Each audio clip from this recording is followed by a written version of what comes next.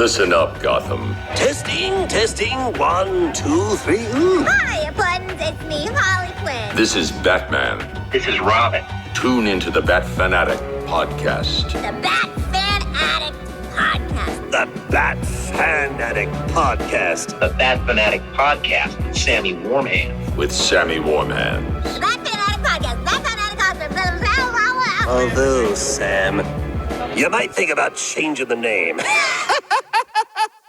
Hey everybody, it's the Dark Knight of Rap, Sammy Warmhands, and this is the Bat Fanatic Podcast. As always, I'll be joined by my co-hosts, Grumps and Gramps and Dunk, and we'd like to shout out our friends over at Raremark. That's right, Nerdcrawler is now Raremark, your online marketplace for sketches, original art, signed books, and more from artists such as Art Germ, Frank Cho, Ryan Otley. The whole comic sketch art roster's on there, Essential Sequential's on there, and you can save using our code BATFAN, $10 off your first order of $100 or more. So if you're new to the site, check out Raremark, use our code, and you can even look at some of my art for sale from my own collection. Now, it is the summer of Superman. It is release day for James Gunn's Superman, and we have one more film to catch you guys up. This is Zack Snyder's Man of Steel. Dave asked me about this. I want to mention the week we recorded this, my feet still hurt from 3 days ago. I got to meet John Bernthal at Washington SummerCon.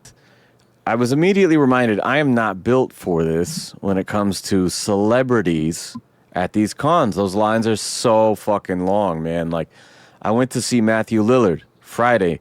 It was like at 6 o'clock. And they let me get in line. And I was like, is he going to get through all this before 7? And they're like, well, he's agreed to stay and make sure everyone's taken care of. I'm like, oh, that's really nice. About 5-10 minutes goes by, another guy walks over who works there, and he goes, hey, just so you guys know, if you got tickets for another day, you should come back then. Because with this many people, you're not going to get out of here until 8 or 9 o'clock. And I was like, dude, it's 6:15. I'm not waiting 3 hours. You know, fuck that. And so I left. And the next morning, I was like, you know, Bernthal's got a photo op at like noon. Doors are at 10. I better line up early. So I get down there about 8:15 for a 10 a.m. show. So I'm down there almost 2 hours. Then I get in his line. It takes me 3.5 hours in his line because, of course, the VIP motherfuckers start cutting in line. You know how it is. Start cutting in line, and then all of a sudden, I miss the cutoff. And they send him off to do his photo op.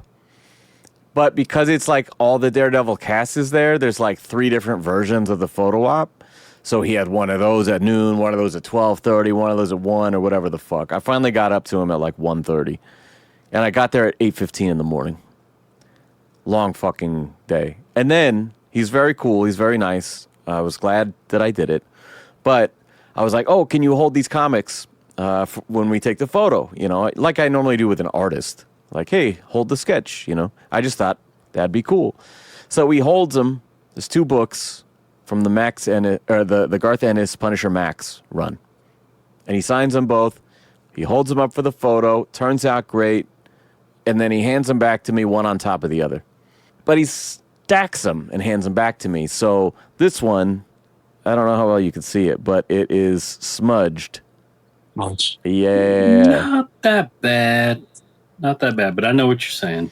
You're not going to go on social media and complain about it? No, but I did tell the handler, and they let me give him another 8x10. So I did get this, and I'm very happy about that. They took care of me. So that's awesome. No complaints. That's great. But yeah, he was on cool. Your feet for so long is crazy. Dude, the line was brutal. I did get to show him a picture of my baby Frank, who on the last episode of this, I think we discussed potential names, and you guys were really pulling for the Gambit, but we went with Frank, and Frank Gambit. Like what a name. No, Frank Castle.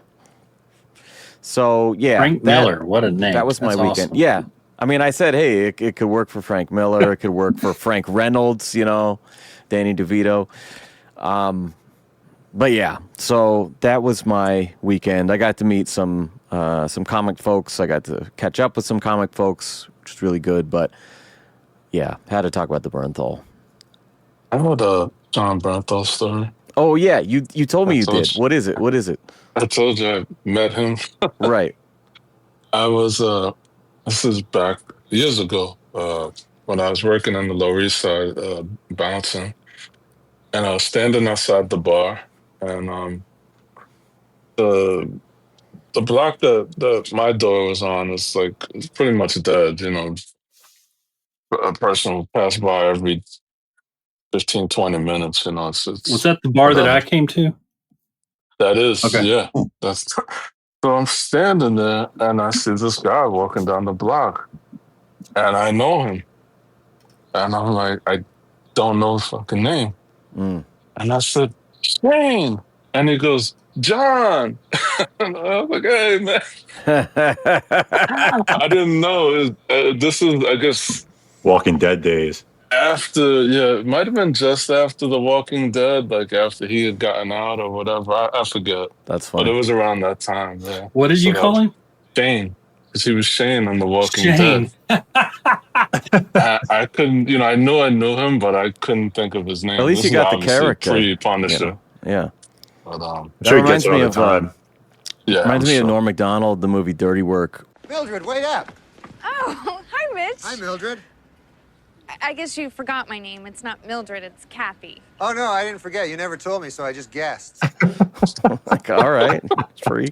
When he was at the, Uh, he did a funny panel at the Dallas Fan Expo when he came a couple of years ago because they, and I'm sure he gets this question almost every time, but they asked him if that little girl on Walking Dead was his or Rick's.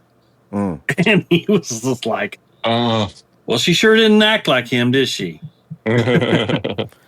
Man, I forgot now what I wanted to ask him about the Punisher show is what the fuck happened to Beth? I don't know if you guys seen the show. Oh, yeah. But like, Yeah, yeah, the first couple episodes, they give you this little romance with the bartender, and then she gets shot in this fucking melee, and yeah. like the villain goes and visits her in the hospital to like intimidate her and try to get information, but he never does. And this is the guy who's like all about saving women and children. I'm like, really? He meets the son and everything, doesn't he? Didn't Yeah. Frank meet the son? Yeah. Yeah, no fucking, not even in the epilogue, nothing. Just never mentions her again. I was like, there's got to be a cut scene or someone's fucking up. That's how not you good. ghost somebody. Yeah, man. Come on. He punished her and Ghosted. you got punished, bitch. All right, so today we're doing Man of Steel from 2013. It's directed by Zack Snyder, written by David Goyer, story by David Goyer and Christopher Nolan, which some people might forget. He was a producer on this and a co-writer. Yeah. Starring, my God, Henry Cavill, Amy Adams, Michael Shannon, Russell Crowe, Kevin Costner, Diane Lane, and Lawrence Fishburne. Are you kidding me? Squad. Jesus Christ. Yeah. Music composed by Hans Zimmer, coming straight off the Dark Knight trilogy 1 year later. Where were you guys at when this came out? Were you hyped to check it out in the theaters? Did you catch it later? What's the story? I went straight to the movie theater when this came out. I was pumped. Me too. There was a lot of buildup. I think I was working in Manhattan at the time, and I remember seeing the Man of Steel in Times Square. There was the massive posters they put up in Times Square. Yeah. And that gives you so much hype and wanting to watch a movie when you see like a huge DC film and that right there in Times Square. And I was like, all right, I got to check this out. But the funny story about this was, I remember Henry Cavill was walking around Times Square and no one knew who he was. Yeah, I remember that. So he I remember that. legit took a picture in front of the Times Square poster, and he's like, "Just here, nobody knows who I am." And I'm like, I booked it out of my freaking office. I'm like, "Where is he? Where is he?" Yeah. I was like, "Are you kidding me?" I'm like, Wow. oh, man, Yeah. talk about fumbling the bag. All those people in Times Square just walking by Superman and not having an idea. I mean, that's what this superhero shit, they could be star makers, Like, it just come out of nowhere, You get cast in one of these roles, and all of a sudden, overnight success is like, this is one of those times, Yeah, Yeah, and I remember just because of that moment, I was like, I got to watch this movie in the movie theaters day one. Like, I got to support this guy. What a great dude. Yeah, this was That's why opening it's so night for easy. me. All he needs is the glasses. Yeah, there you go. Proof. As silly as it sounds, I mean, It works. it's good. Yeah. But yeah, this was an opening night for me. I was obviously Superman fan. I was a fan of Watchmen and 300. And I was definitely interested to see where this was going to go. There were no real talks of like a universe or any of that shit, you know. It was like, I think Avengers was only 1 year old at this point or less. And so this was just like, oh, cool. You know, we've had a trilogy of Batman movies that were fantastic. You know, that whole era from 2005 to 2012 was just like Dark Knight fever, man. It was crazy. And so to have a reinvented Superman was very exciting. Like, it's not a sequel like Superman Returns was, you know, tied to the originals. Yeah. It's just some fresh start shit. And with Nolan attached and Snyder attached, I'm like, okay, this is going to be really, really cool. I just saw it last week. Yeah, that's your first time. Oh, man. You know, I was telling these guys off the air, you know, for as much as Gramps complains, every time we do a Superman episode, when we did our top 5 comic book movies of all time, what was on your list? Superman 2. That was So don't act like you don't love it. No, that's It's because just for the one scene. that was Just for the one scene. That has one of my favorite scenes is where he gets his ass kicked in that cafe. I love that scene. I love that scene because I'm like, you know what? Here you go. You want to be a man? Be a man. See what you got. This is what I go through. Yeah. I get my ass beat every day. No, I didn't see it in theater. I saw it sometime later, whenever it came on HBO or whatever. You got the red I saw it box. in the theater. Red box. The red Yeah. box. Yeah. Man, it gets surprising when I still see those. When I'm like, there's people still go to red boxes? You're like, what year is this? Yeah. What's wrong with you? You can stream most of these by now. Well, I remember walking out after the premiere with a lot of excitement. Like, you know, if you've listened to this show in the past, I don't think since you guys have been on, I think we did all the other, you know, Snyder Universe movies earlier with the original guys, but I'm a big fan of this universe. And when I walked out of this first screening, I just remember talking to my wife, like, oh, this is my favorite Superman movie. Like, I'll just say that right out of the gate. Like, this is for me. I'm digging it. So, the title cards give us our first taste of that new direction for Hans Zimmer, and I absolutely love it. The first scene is the birth of Kal-El, and his parents deliver him alone, like literally by themselves in secret. And from here, the first act is largely just an update of what we saw in the original Donner film, but I fucking love it. Just visually, it's extraordinary, and the way the scenes play out, like with Jor-El pleading with the Kryptonian Council to look for a more habitable planet. You know, there's breadcrumbs through the movie of like, you know, we used to look out to the stars, and they would use the world engine to, like, you know, create an atmosphere where they could move somewhere else and still prosper, you know. And at this point, they've just depleted all their resources. And in the middle of this debate, Zod comes in, guns blazing, and stages a coup. So I think in the other one, we just see the sentencing, right? We don't see him actually, like, throw down. Yeah. It was interesting. I just watched it today. Obviously, I watched it day one when it came out, and blah, blah, blah. But I just watched it again today, and it was so interesting. First of all, Russell Crowe Oh, man. is great as Jor-El. Yeah. I think... Yeah, and Kingpin's wife. Kingpin's wife. Oh. So, yeah, I was going to mention that as well. She was great as, gosh, what was her name? Not Martha. Laura. Not another Martha. Yeah. Yeah, another great actor playing Jor-El, you know. What was the other guy's name? God, This is terrible. 'Cause I Brando? remember that this Marlon Brando. Brando, yeah. Marlon Brando. Forgot Marlon Brando's name. That's what he deserves for phoning it in like that. What else? And so interesting about how they explain how the Kryptonians are born, and they're kind of like harvested, and they're Yes. designed almost with particular jobs, and that's why Zod was born to be a soldier or whatever. Yeah, it's kind of dystopian what they've turned into. Yeah. And one thing I like is that the conflict between, Zod busts in while Jor-El is verbally, like, he's raging against this council, right? And then Zod comes in with the guns and starts doing it his way. And essentially they're both on the same side. They're both against this, mindless bureaucracy that's kind of run them to ruin, but opposed in their methods, like a Malcolm and Martin or a Magneto Xavier, or like just one of those classic sort of dynamics. And even Zod says in the beginning, like, his demeanor is much different right here, where he's like, the last thing I want is for us to be enemies.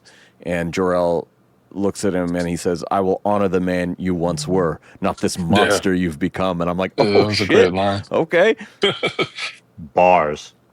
Yeah, it was. But yeah, I was going to throw this out. You kind of already did, but can we stop to just appreciate the casting? We have Russell Crowe, who's pitch perfect, and Michael Shannon, who, in my opinion, is not just the first, but the best villain in the DCEU.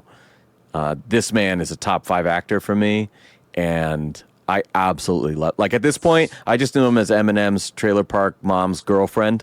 But seeing him in this, I was like, holy shit! Like, drunken ass Greg, holy shit! Like, wow. Jacked. I gotta agree with you there, Sammy. I just, like, every scene he was in, I was just like, glued to it. He's What's he gonna say? intense, man. Yeah. That gosh, does it take place right after? I guess it does, when they're, cuffing him up and everything, and he's telling him. I'll get there in a second. Yeah. So this next sequence is straight out of Star Wars. Where I was about to say it was like Star Wars and Avatar, where where Jor-El breaks free and then rides his little dragon thing through a space battle, and he dives into what you were talking about, this Matrix-inspired human hatchery. And steals what they call the Codex, which is apparently the basis for reproductive life on Krypton through this, hatching system. And this whole thing is just visually stunning. Like, we talked about how impressive it was, the Krypton that they had built in the 70s, like, for the time. But this is the first time we've really seen a modernized Krypton, and it was just, on the big screen especially, it was just wow. Yeah. Lara and Jor-El decide to send their only child to Earth, and she argues that he'll be an outcast. Jor-El replies he'll be a god to them. And as the escape pod begins to take off, Jor-El dons a suit of armor and prepares for Zod, who comes after the Codex. As he learns that they concealed Krypton's first natural birth in centuries, Zod completely transforms in a fit of rage. And when he learns about this Codex being on the escape pod to leave Krypton, he freaks out and stabs Jor-El to death. And I liked it very much in his eyes. He's very much just performing his duty up until this point. Yeah. But now is when his hatred, like, consumes him and really gets the best of him. And I don't think I really appreciated that until I was taking notes on this whole opening sequence of, like, you see him bust in guns blazing, but he's still like, Jor-El, come on, we can band together and we can solve this, And then, like, where is the Codex? I'm starting to get serious. And then, you fucking sent it where? And he just, like, escalates and escalates. Yeah, because, that comes back at the end when he's given one of his speeches. Yes. About how, the Codex is literally the DNA of all the Kryptonians. Yeah. Like, that's his one purpose is to serve his people. Yep. So The epilogue is Zod's sentencing by the Kryptonian Council. Shannon's performance here is absolutely iconic to me. And we watch that transformation as he becomes the radicalized zealot that we know him to be. And in that speech that you were talking about, Grumps, where, you know, he's looking at Laura and he's like, I will find him, Laura. And then just like all the fucking veins and blood vessels and everything he can muster, like, I will find him. Just holy shit. Well, he delivers that line, I think, 4 times. Yeah. And each time with more and more intensity. Yeah. It's it shows that this Zod is a different beast, you know? Like, this guy is really out for blood. Now, just after Zod and company are damned to the Phantom Zone, Krypton begins to explode. And I don't know how much of this is in real time, but this first 20 minutes is basically the same as the original film, just, you know, modernized, given a little more nuance. But yeah, so we see all those things play out, and that's the end of this first act, essentially. Dave, Gramps, where are you at with this updated Krypton sequence? Well, they definitely wanted to establish that he came from an alien world, you know, much different than Earth. And I kind of thought it would have been cool if they had presented the Kryptons with a more extraterrestrial appearance, and that Jor-El had found Earth and said, okay, here's Earth. To fit into Earth, this codex is going to have to shape you in your journey to look like them. That's where I was kind of thinking, you know, from a story point. I think that would have always been cool that, you know, Superman is an alien, yet he looks perfectly human. You know, that's kind of, that doesn't really mix with me. I kind of think Superman should have some kind of like Martian Manhunter. He is a humanoid, but under the surface, he's very much an extraterrestrial. I've always thought that Superman should have that some kind of appearance like that, but that in this movie they could have shown how Jor-El kind of used that codex, and based on the research, because as we see later in the movie, there was already an exploratory ship that had come to Earth and sent information back about this is a habitable planet. Yeah. If that ship had sent information back saying, hey, this is what this species looks like, and the other exploratory, you know, crews that had gone out to other worlds, if they had been sending information back saying, this is what this species looks like, this is what this species looks like, and then Jor-El kind of picked, okay, I'm going to send him to Earth. Let's shape him in the appearance of this species and send him on his way. To me, that would have been really cool. But, you know, we didn't. It is interesting, but it's also one of those things of like when you're in any kind of sci-fi story and you're on another world and everyone speaks English and just looks like a guy with a mustache and like a, you know, it just very Star Trek-ish where okay, you're alien, but you just have pointy ears, but everything else is perfect. Okay, and you understand me. Yeah, you speak perfect English. English. Better than you. Better than me. Or are you an alien? Oh shit! There you go. That's just my thought. Is that, you know, where we're at. They basically did a masterful job of showing. Okay, he comes from an entirely different world, and even his species, the Kryptonians, are created in a different way. This is why he's an anomaly. This is why he's different. This is why he's special. This is why he's the chosen one. You know, this movie is full of religious allegories and references, and you know that plays up throughout the movie. And even, you know, the way that he was sent to Earth, you know, it references all that. But that's kind of where I was in this first act. Is like, okay, yeah, I mean, he's different. He's special. He's on his way. Yeah, for me, it's like, as you guys spoke about earlier, just looking at the difference between the time periods, like watching this with the first Superman, and then comparing it to that, I was like, wow, what a difference. And I kind of rewatching it. I rewatched it last week, yesterday, and today. And that beginning sequence, it's like, all right, I got nothing else to do for the next 20 minutes. I have to watch every little bit of this, regardless what I was doing, because it's just so captivating, just watching a modern version of that first sequence.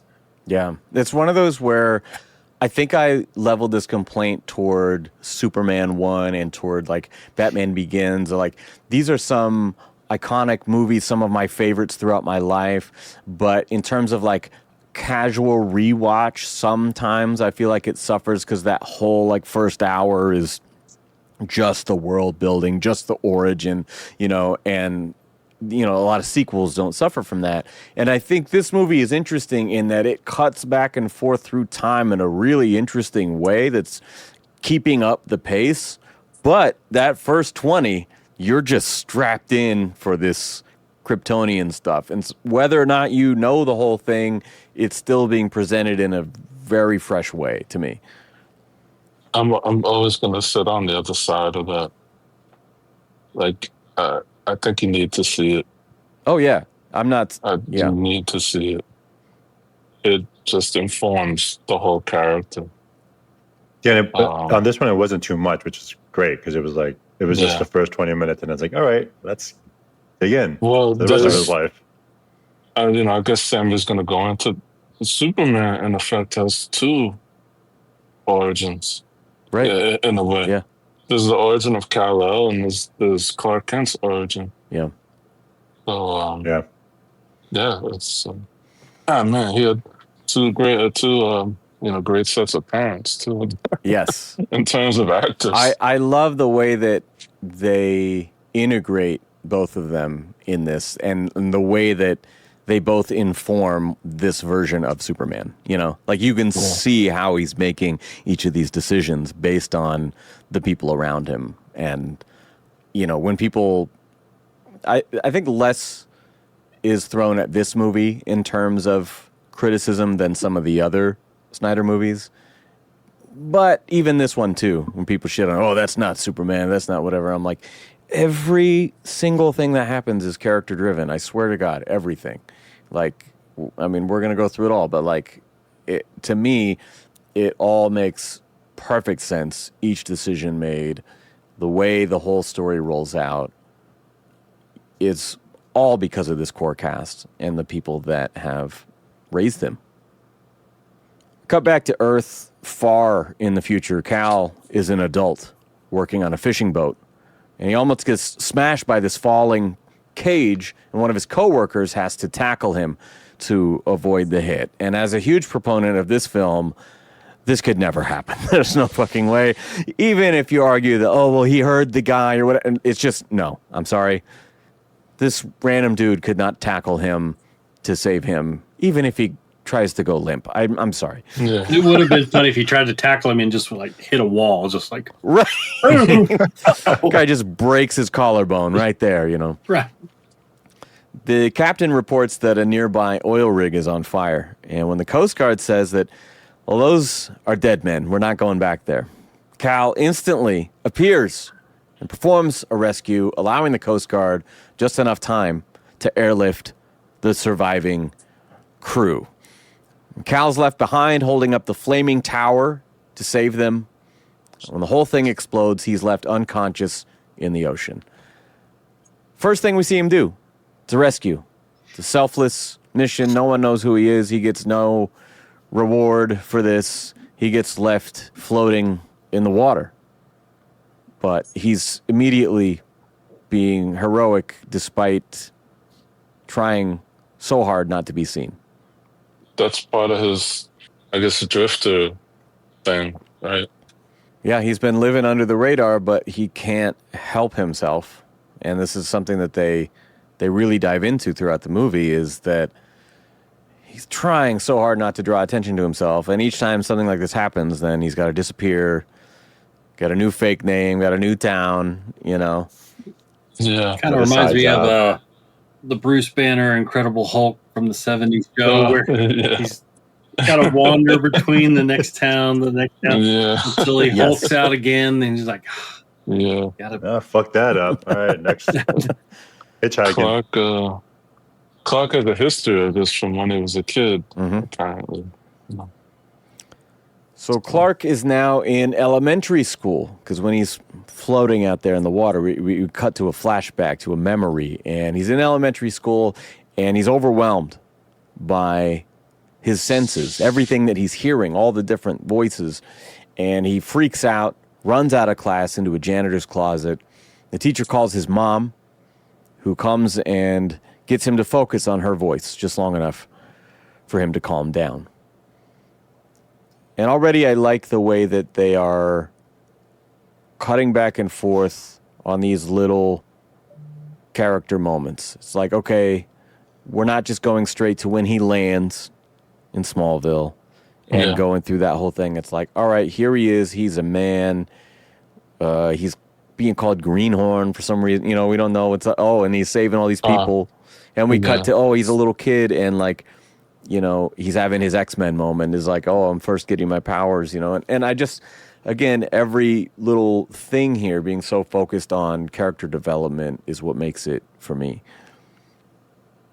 The moment in the school was interesting because if you know, one of those people, you know, maybe suffer from anxiety or panic attacks or stuff like that, it's completely relatable. You know, like his powers are turning on and he doesn't know how to control it, how to turn it off or how to focus it or whatever. Yeah.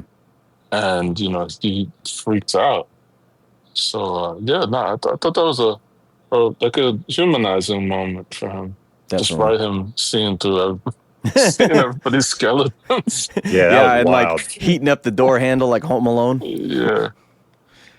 When apparently he knew how to do a trick. I don't think he knew. I think he's just mad. He was like, leave me alone. And it fucking, you know. Yeah. But who knows? Yeah. When adult Clark wakes up in the ocean, he's floating with the whales. And when he gets to shore, as Gramps said, he actually looks like Bruce Banner. He's got no shirt. He's got the torn pants all tattered there.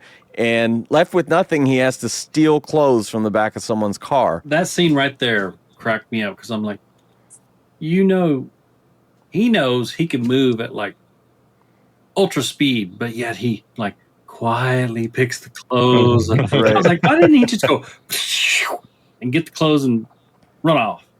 Can't use those powers in public, man. Can't do it. Can't. Especially like he just got to this new whatever the fuck place is, so he's got to start his new identity. Like, oh, did you see that guy crawl out of the ocean? Like, yeah, that's less weird than you see that guy fly out of the ocean. How lucky was he? His pants didn't go on fire. I know, but hey, the Chris Cornell soundtrack makes this scene for me. Did they have reshoots when they did this movie? Because when he was doing that scene right there, I mean, he was ultra jacked. But then later in the movie, he looks much thinner. I don't know if there was some digital editing, but I mean, part of me thinks they came back and filmed in some later scenes. I'm pretty sure that they've talked about that before and that was all him. But it could be like, okay, I've been, you know, doing all this hard training. Let's film that first or something, you know. Because, you know, these big budget movies take a long time to shoot. Yeah, I guess it depends when they filmed it, right? Yeah, what order they filmed it. Now, cut back to young Clark, who's now about high school age, getting bullied on the school bus. And suddenly, the tire pops and the bus falls off the bridge into the river. It completely fills up with water as the kids are screaming, and then seemingly floats back to the surface. And when they get to safety, one of the girls looks back and sees Clark is pushing the bus to shore. And then he jumps in the water once more and saves that bully as well. Yeah.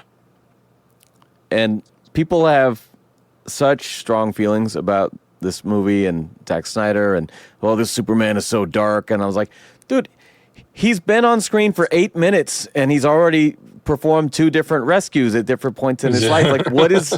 I don't get it. Because he's not wearing the suit. Yeah, but like, That's not that it I matters. guess, But, you know, it's like, well, if I don't hear John Williams, I can't be convinced, you know. no. I don't know. I don't know. That scene right there that you talk about specifically. School bus? Yeah, the school bus scene. I'm like, his dad didn't want him showing that he had these gifts and powers and strength. Yes. And that right there would have blown his whole cover for the rest of his life while he was in Smallville. Yeah. So, did they change schools? Yeah, I don't know, because in this next scene, they're at the Kent farm, and the bully is there with his mother, who's insisting, oh, this is an act of God. He's the chosen one. You know, that other girl, she saw it happen, you know, and he's done stuff before, you know, and again, like the casting here of now his two parents together, Diane Lane and Kevin Costner, are just wonderful. And we get this nice scene outside with Kevin Costner as Jonathan Kent. And he kind of struggles to console Clark. You know, he's like, what was I supposed to do? Let him die? And Jonathan kind of considers that like, maybe. I mean, you saw how she reacted. Like, people are afraid of what they don't understand. Yeah. And I think this is sort of driving at what people don't either like or don't understand about this movie, is that you're taking a character from a much different point in history and you're dropping him into our fucked up world. And yes, that's how you would treat something like this. Well, yeah, because what's the other option? That everyone else dies and he's the only one alive, and then it's like, oh wait, let's check him. Let's take him to the doctors. How is he alive? Let's check his oxygen levels. Let's do all this. And it becomes an experiment. Right. But he wasn't thinking that. He was just turns thinking, into Weapon X, you know. Yeah, he was just thinking, oh crap, I got the powers to do this. And as a kid, if you do have a power to do something, you try. Yeah. Well, I think that's sort of like the core of this story is his coming of age story is like he keeps trying to do the right thing. Yeah. But he also has this sort of conflict about it, almost this guilt about it, you know, that in this world, in this environment, you kind of can't, you know. And if you do it, you have to try to do it the right way, hiding your identity and what you're capable of. Right, because you just put a giant target on your back, or you endanger other people, or it just spirals this whole thing out of control, you know. Yeah, and I mean, I hate to sound like a contrarian, but to me that was a kind of a plot hole that, like, you kind of let the cat out of the bag a little bit when he was too young. But anyway, it progressed the story to the point that y'all are making, but I just think that they could have shown some ways where he was actually helping people, but keeping it a little bit more subtle and secretive. Kind of like how they did in the first, Superman movie where he was dealing with some bullies or whatever. And what did he do? He ran home really super fast. And they're like, how did you get here? But, just some simple ways like that shows that he was discovering his powers, but not letting all the school kids know that he's this awesome metahuman or whatever, But at the same time, in a Midwestern small town, it does, again, plays into the whole religious theme that, people would see him as, oh, he's a miracle. This is a sign from God, and he is, divine.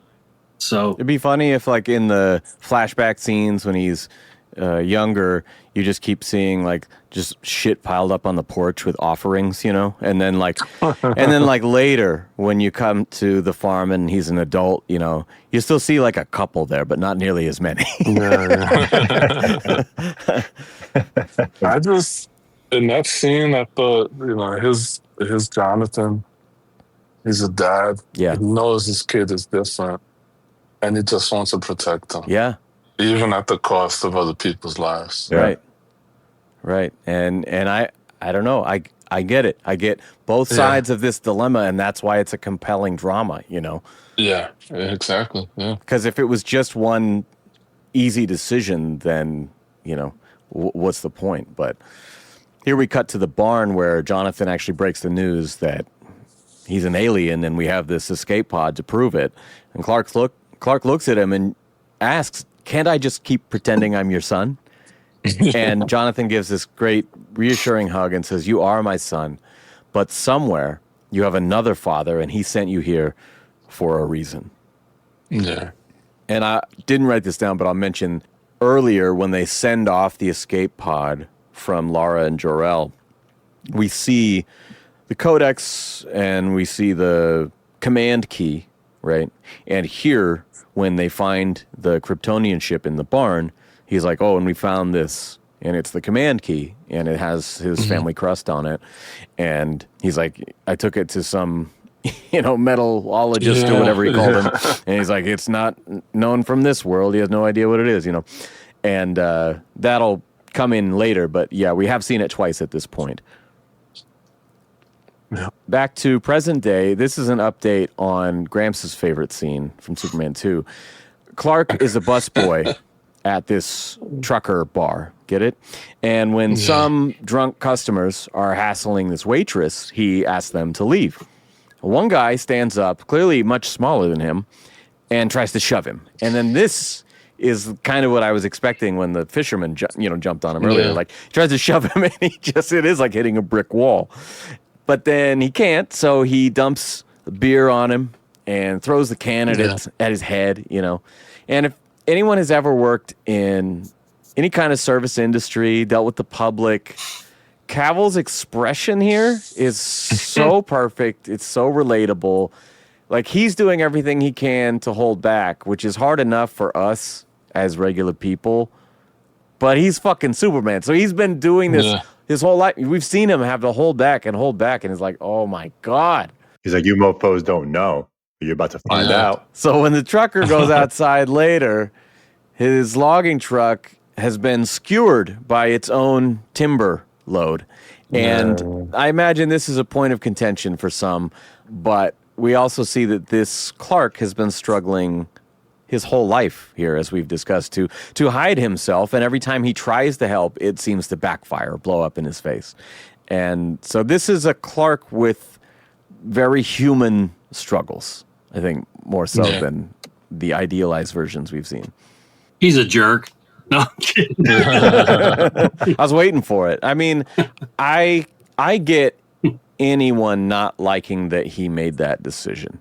I think that scene is absolutely perfect up until that moment, and I still get a little bit of a chuckle out of the reveal, but if it was just cut, I would be just as happy with it not being there, Me too. Because I was fine with it, but at the same time, I was like, okay, nobody heard this. Yeah, I thought of that too. Gigantic truck being impaled by logs. Like, all right, whatever. It's you can fly and everything. So all right. Yeah, I mean, I think that it's maybe one of the few moments in the movie where it forgets character for a second and it does a thing for the audience.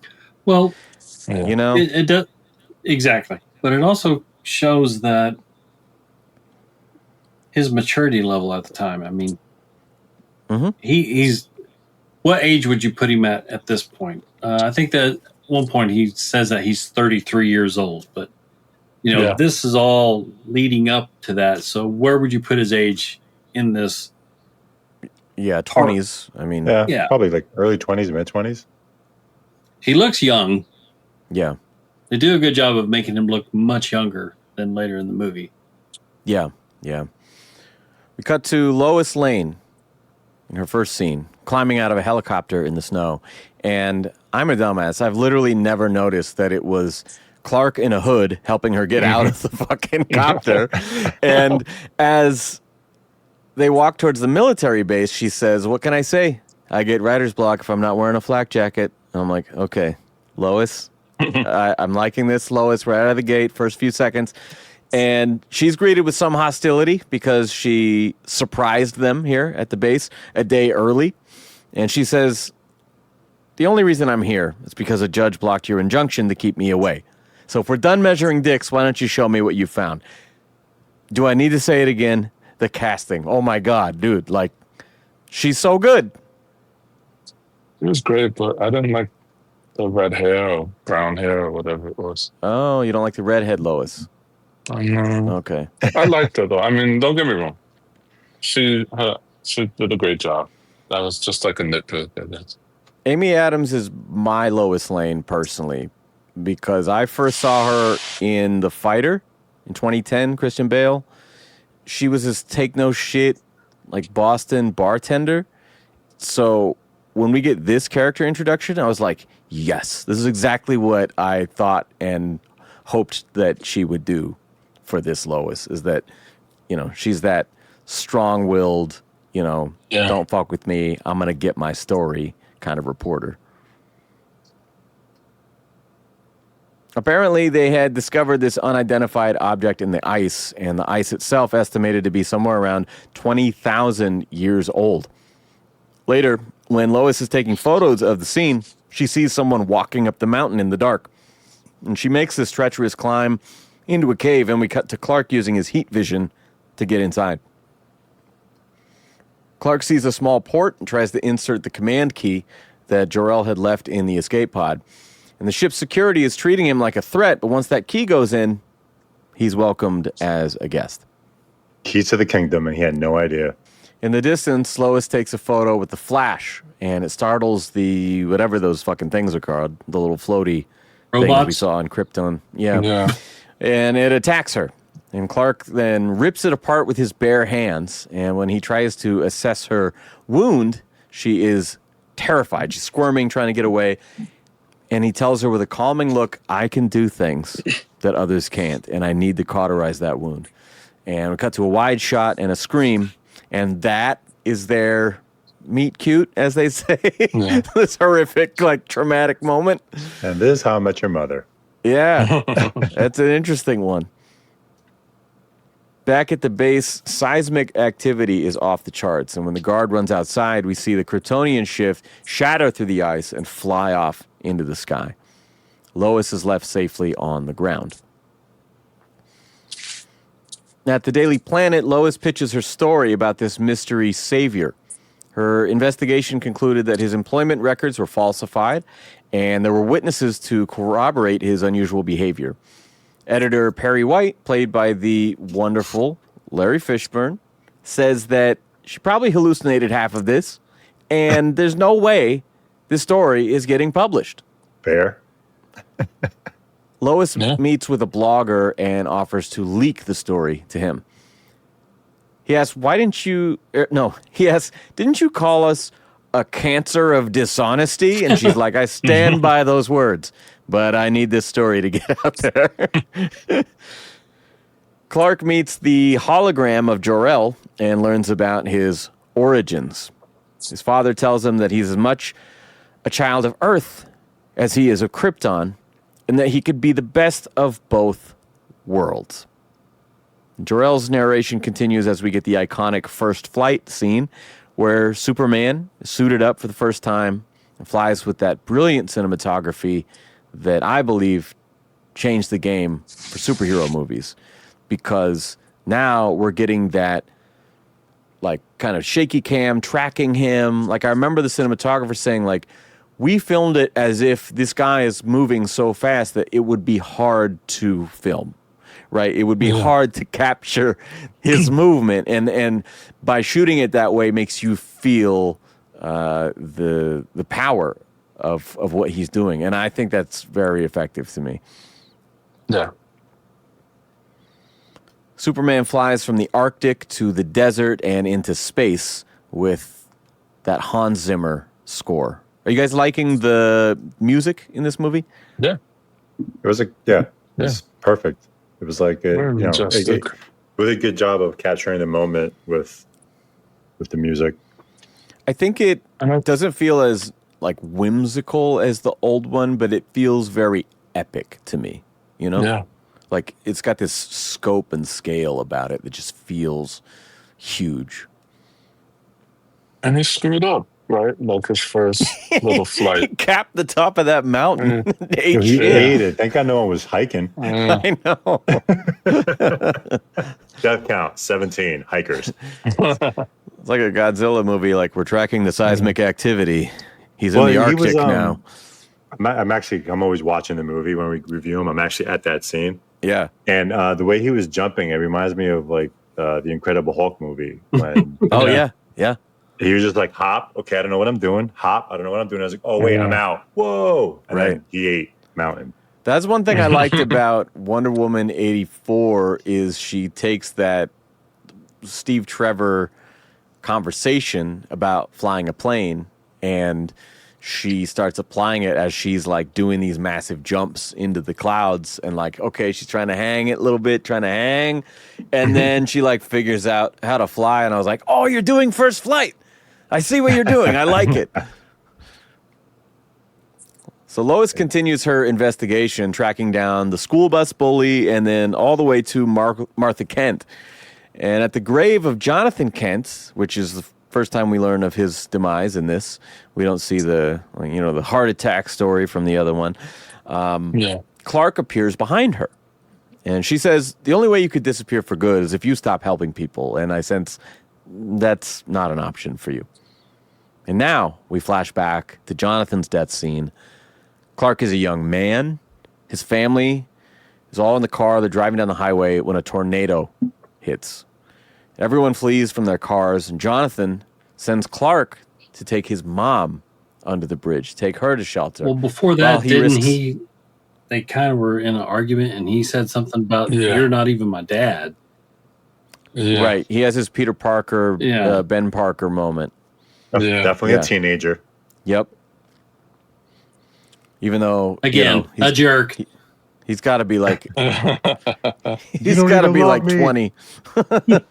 But yeah, so they have that little moment when the storm hits and Jonathan sends them to safety and him being the selfless person to go back and help people and help save the family dog.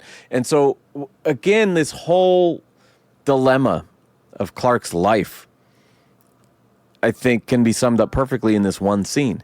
This sort of do as I say, not as I do, right? He's like, I'm going to put myself on the line to help these people, right? So he's giving him the example. He's leading by example. This is how you do it. But at the same time, he's still trying to protect him like his kid. Yeah. And I love that because that's so ingrained in who he becomes as a man, you know? Yeah. This scene was so epic in the movie theater because it was like, I had Twister vibes because I remember watching Twister. Yeah. In the movie theaters, and I was just like, what the hell is going on? And then, you get that one scene where he's just like, the cow dad goes just by. stands there. No, the dad just knows. He's yes. like, it's all right. And that's like, fuck. So when you can help and you can't help. I still think he could have kind of faked his way of not being so super, but saved him. Well, the first thing he does, he looks back and like everyone's watching. Yeah. Yes, exactly. Yeah. So it's like, fuck. What do I do? This is great. This is great because so Jonathan goes out there, he saves the dog, but he gets squished. Another car lands on his car. Yeah, he breaks his ankle. Yeah. Right. Yeah. And so he's injured, gets out of the car, stands, and there's just shit fucking blowing everywhere. And we see Clark, his instincts are to jump, to move, to run in, and just without a word, and this is why I fucking love this movie, without a word, Kevin Costner holds up one hand to say stop. The father's hand says no. And he thought that his own life was worth giving to protect his son's secret.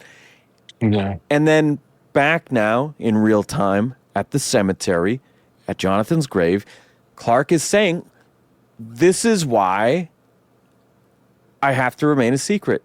He believed that to the extent that he gave his life, right? Like, I have to honor that, I think anyone would feel the same way. Yeah. He obviously feels also guilt about that. Oh, of course. Sure. He's got a Batman complex now where he's got to save everybody because I just let my fucking dad die. Yeah. And I watched it. Yeah. Jesus. Well, it's a full circle moment, right? From earlier. when Jonathan says, "Well, maybe you should have let this kid stop." You're right. And now it comes full circle, and he's Now doubles Jonathan's going to down. make that choice. yeah, He still believes it, even when it's his life on the line. He still believes exactly. it. Yeah. Lois returns to the planet, and she says, "I'm dropping the story." Perry suspends her, saying, "Can you imagine how people would react if they knew there was someone out there like this?" And we also get a small part throughout the movie introduced here from Michael Kelly from House of Cards. I love this actor. He played the chief of staff on that show for like the whole series. I love this guy. Is that the other reporter? Yeah. He's the one who's like hitting on Lois at the end of the movie. Yeah, gotcha. Yeah. I love that guy. Clark returns to his mom and tells her not to worry about that reporter. And excitedly, he says, "I finally learned where I came from. I finally found my parents, my people." And through this veneer, you could tell she's very hurt, but she's like, "I'm so happy for you." And then it's like, I always knew there would come a day where, the world would find out about you and come take you away. And I imagine that was a real fear for them as he was a child, that it could literally happen, that he would be taken from their custody. Yeah. But time and time again, his decision to stay secret is informed by all the characters around him. Even in this scene he wasn't in with Perry and Lois, they're driving that home as well. Like, oh my God, can you imagine, the consequences of something like that? Perry's not even denying that it didn't happen. He's just like, that's not a good idea. I don't want to be on the front of that story, Yeah. I think it was an interesting choice in this film where pretty much from the beginning, Lois already knew who he was, that he was Superman. It wasn't like a great reveal that they develop and show as their relationship grows. That's true. Yeah.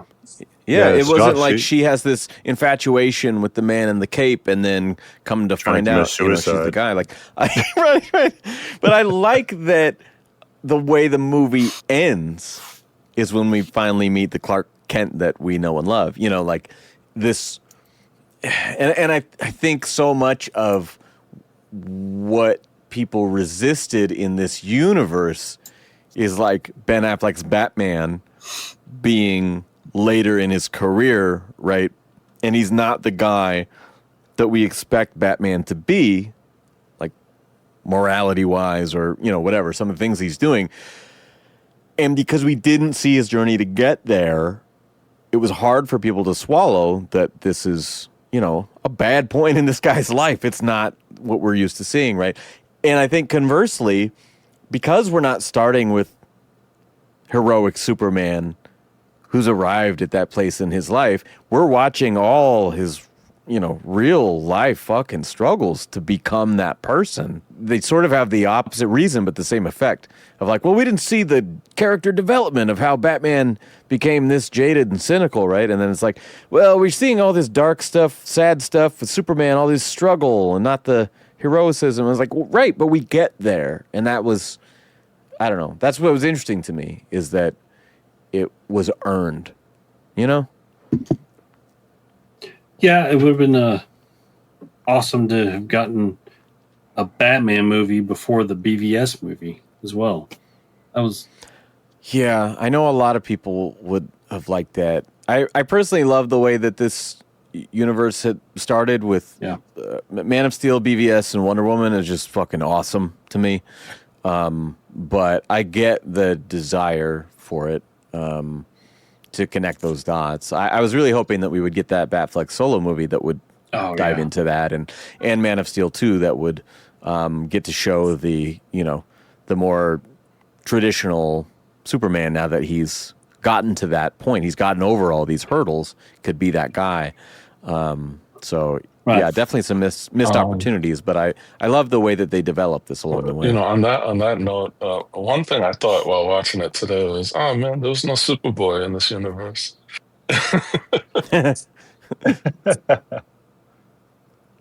Yeah, and there was rumors that the bodies in the Kryptonian ship that one of them was supposed to be Kara, like the open pod, and Snyder was like, no, it's not her, and then alluded to it being someone else, but no one really knew who the fuck it was. So we never got that Man of Steel 2, so we'll never know. But here, General Zod hijacks all communications and says that Earth is sheltering one of his own citizens, and this person has tried to remain hidden amongst them.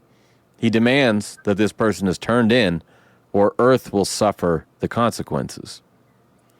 Lois's blogger friend is now on CNN saying that she knows who he is, and the FBI shows up at her apartment. Yeah, threw her right under the bus. Snitches get stitches, bro.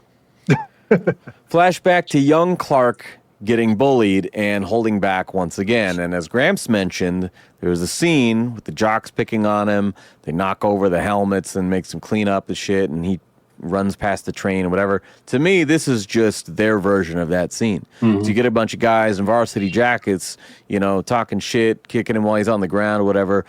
Jonathan Kent comes over. It's like, are you okay? He's like, you know, you can't hurt me, you know. And like we see that he'd been holding on to the chain link fence and he had like dented the fucking pole. And this poor bastard is just everything he's been taught through his whole life is to just repress who you are, And that's a perfect example of circling back before, where I think that they could have, instead of having the bus scene could have been totally done away with. And they could have done more scenes like this one that shows him holding back and keeping his true identity and strength a secret, you know. I wish that there had been more of like that scene right there. I wonder if you cut the bus scene and you put the dialogue between Jonathan and young Clark in this moment, because I feel like that's such a pivotal father-son moment. You have to have it. But if you put it here instead, it would still work. Yeah. You know? I agree. Like, Sammy, that was something I noticed watching it today. Like, it was a great scene, but it feels out of place at this point in the movie. At this point, it's a little bit of a replay of what we saw before. It's just another example of him like, oh, God damn it, I got to hold back, you know. Now, various people around the world see this news about Zod, and one of them is a priest. He's cleaning up in an empty church, and Clark appears to say that he's the one they're talking about. He asks the priest, how can I trust them? And he says, you have to have faith, and the trust will come later.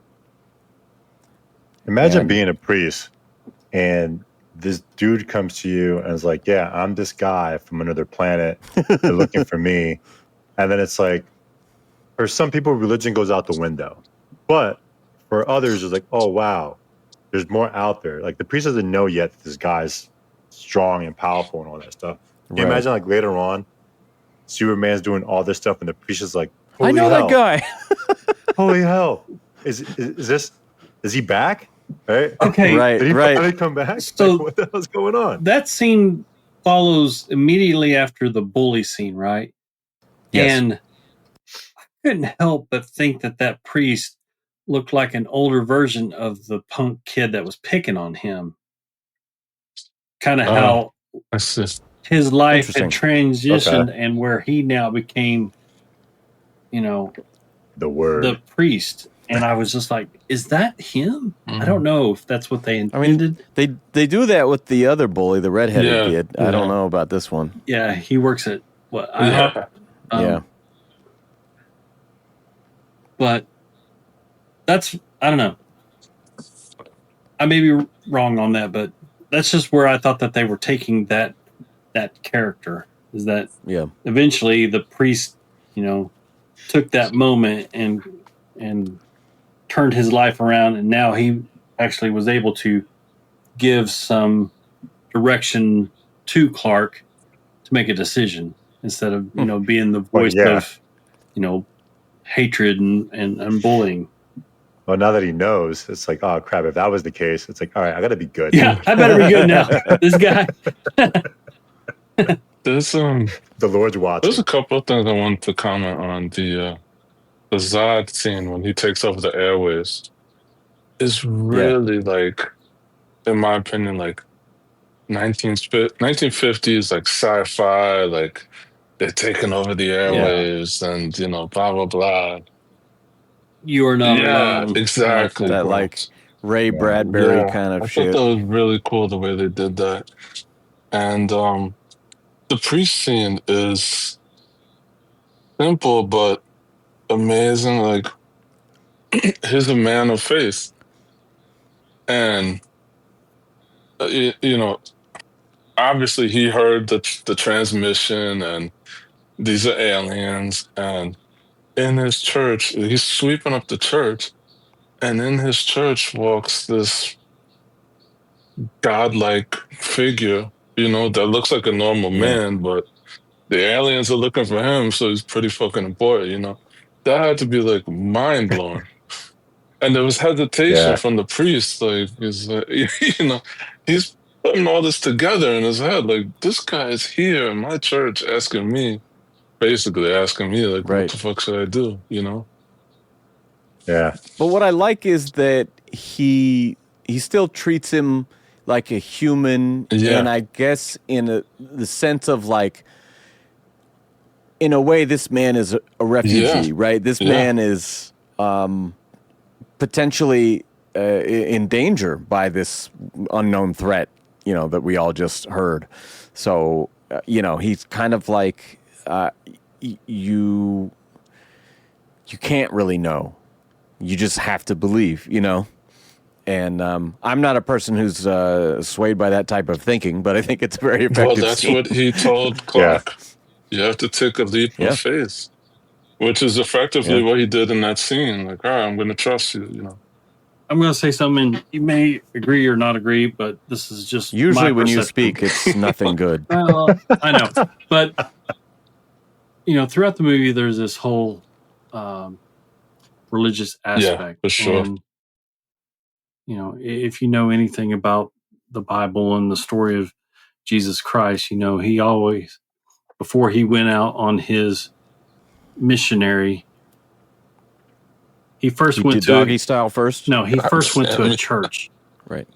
Oh, I heard sorry, I got my terms mixed up. He first went to a church, and this kind of relates back to that where, in a lot of this movie and a lot of the themes where it kind of portrays Superman as this Christ-like figure, and he goes to his father's house. He goes to a church first before he goes out on this mission to save the world. Mm-hmm. And so, again, that's another direct relation to, the Christian faith. So I thought it was very interesting how Superman, Clark Kent, first went to a church to get some peace of mind and look for direction before he went to get some guidance. Yeah. So even there's a lot of that because even his age is 33. He's 33. That's the Jesus age that Christ died. Yeah. So there's like so much of that, and then like letting go of his son. Yeah. So much of that. So much of the he's like this a couple of times, Yeah. So yeah. So Superman greets humanity for the first time in the full suit and everything by surrendering himself to the U.S. military in exchange for Lois Lane's freedom. And at first the general acts as if she's not even there, and he's just not aggressive, but he's very matter of fact. He says, "Don't play games with me, and I'll surrender."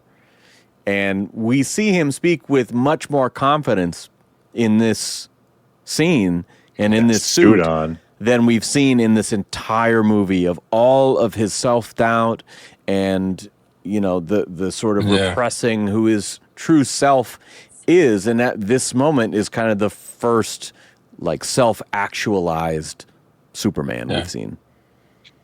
He believes as himself. Yeah. Lois interviews him in an interrogation room. He says that the family crest on his chest means hope. And she jokes that, well, here it's an S. And as she's about to suggest the name Superman, she's interrupted by a speaker from the two-way glass in the interrogation room. And I like that. It's like, well, what about, and every superhero movie would do that. And I think this was before, like, a lot of the Marvel movies would kind of joke about, like, what? There's a Spider-Man and an Ant-Man? What's all these bug guys? You know, like, they weren't quite doing those in-jokes at this time, but they almost did it, you know, kind of fake out. I like that. And it also establishes their chemistry, because I feel like him being more confident, now they have their kind of flirtatious banter that was not there before. Yeah. Well, it makes me wonder what does Zod's crest mean? Yeah. I mean, is that I don't know. Is Duty. that maybe? Maybe general. Yeah, I don't know. Well, remember, like, even we say it all the time. Villains are the good guys in their head. So yeah, exactly. That's a great point, especially Zod. That's a great point. yeah, he's trying to save Krypton. He's trying to bring Krypton back. He wants to bring his home back. So for him, he's the superhero of his own story. Yes, 100%. And I like when an actor will talk about playing a guy who seems like a piece of shit, you know, or just like the worst kind of character, and they have to do their own backstory and understand those decisions in order to play them convincingly. Because you have to believe what you're doing, what you're saying, you know? Yeah. It's like Paul Dano, you know, with Riddler. Yes, exactly. Yeah. I'm sure if, like, you made a Zod movie and everything from his side of the story, he'll look like a superhero that got defeated at the end. Yeah. Do Joker with nuts. Zod. I'd watch Superman that. repeats the Christopher Reeve purse gag by looking at the two-way mirror and listing off the things in people's pockets, as well as the weapons in the room, which he assures them, you won't need it. And then I love this line, you're afraid of me because you can't control me, and you never will. But that doesn't make us Typical enemies. U.S. government. Another bar. I fucking love it. And then the general is like, so who is the enemy, Zod? Superman's like, well, that's what I'm worried about. And it's so Yeah. Great script. yeah. Oh, what about The general says, the handcuff? oh, right. And Oh, she's yeah. like, you let them handcuff you? And he's like, well, if it makes them feel better. Yep, pretty much. Well, and when he stands up and walks to the mirror and starts talking to them through the glass, I'm pretty sure he does just separate his hands like Yeah. it's nothing. He just snapped, so like he had like rubber band holding him or something. Right, yeah. The Glorious. general says, I've been given orders to hand you over to Zod. And Superman's agreeable to this request and thanks Lois for believing in him. When Zod's ship arrives, it's not him but Commander Feora who comes out to meet Superman. And I don't know why they changed the identities of Zod's crew here, but I like her a lot. I think she's very cool. Feora demands that Zod is requesting Lois Lane as well. And the generals resist, but of course, this Lois volunteers. Superman discreetly hands her the command key aboard the ship, and Feora fits her with a fancy oxygen mask. Superman meets Zod and immediately starts feeling the effects of their atmosphere. Because as Jor-El stated, Krypton has a much harsher atmosphere.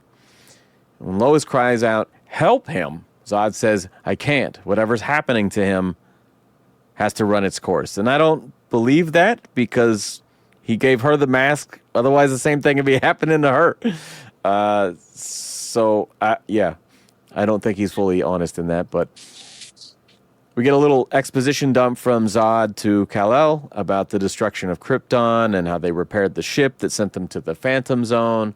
It's a good line. He says, the instrument of our damnation became our salvation. And Clark is a Royals fan. Sorry. He says they searched for 33 years before finding him. And Zod just quickly mentions, as an aside, they had found a world engine that, with the Codex, can give their people a second chance on Earth. And here is a great shot. It's kind of, this conversation is sort of in Superman's mind, like as he's knocked out.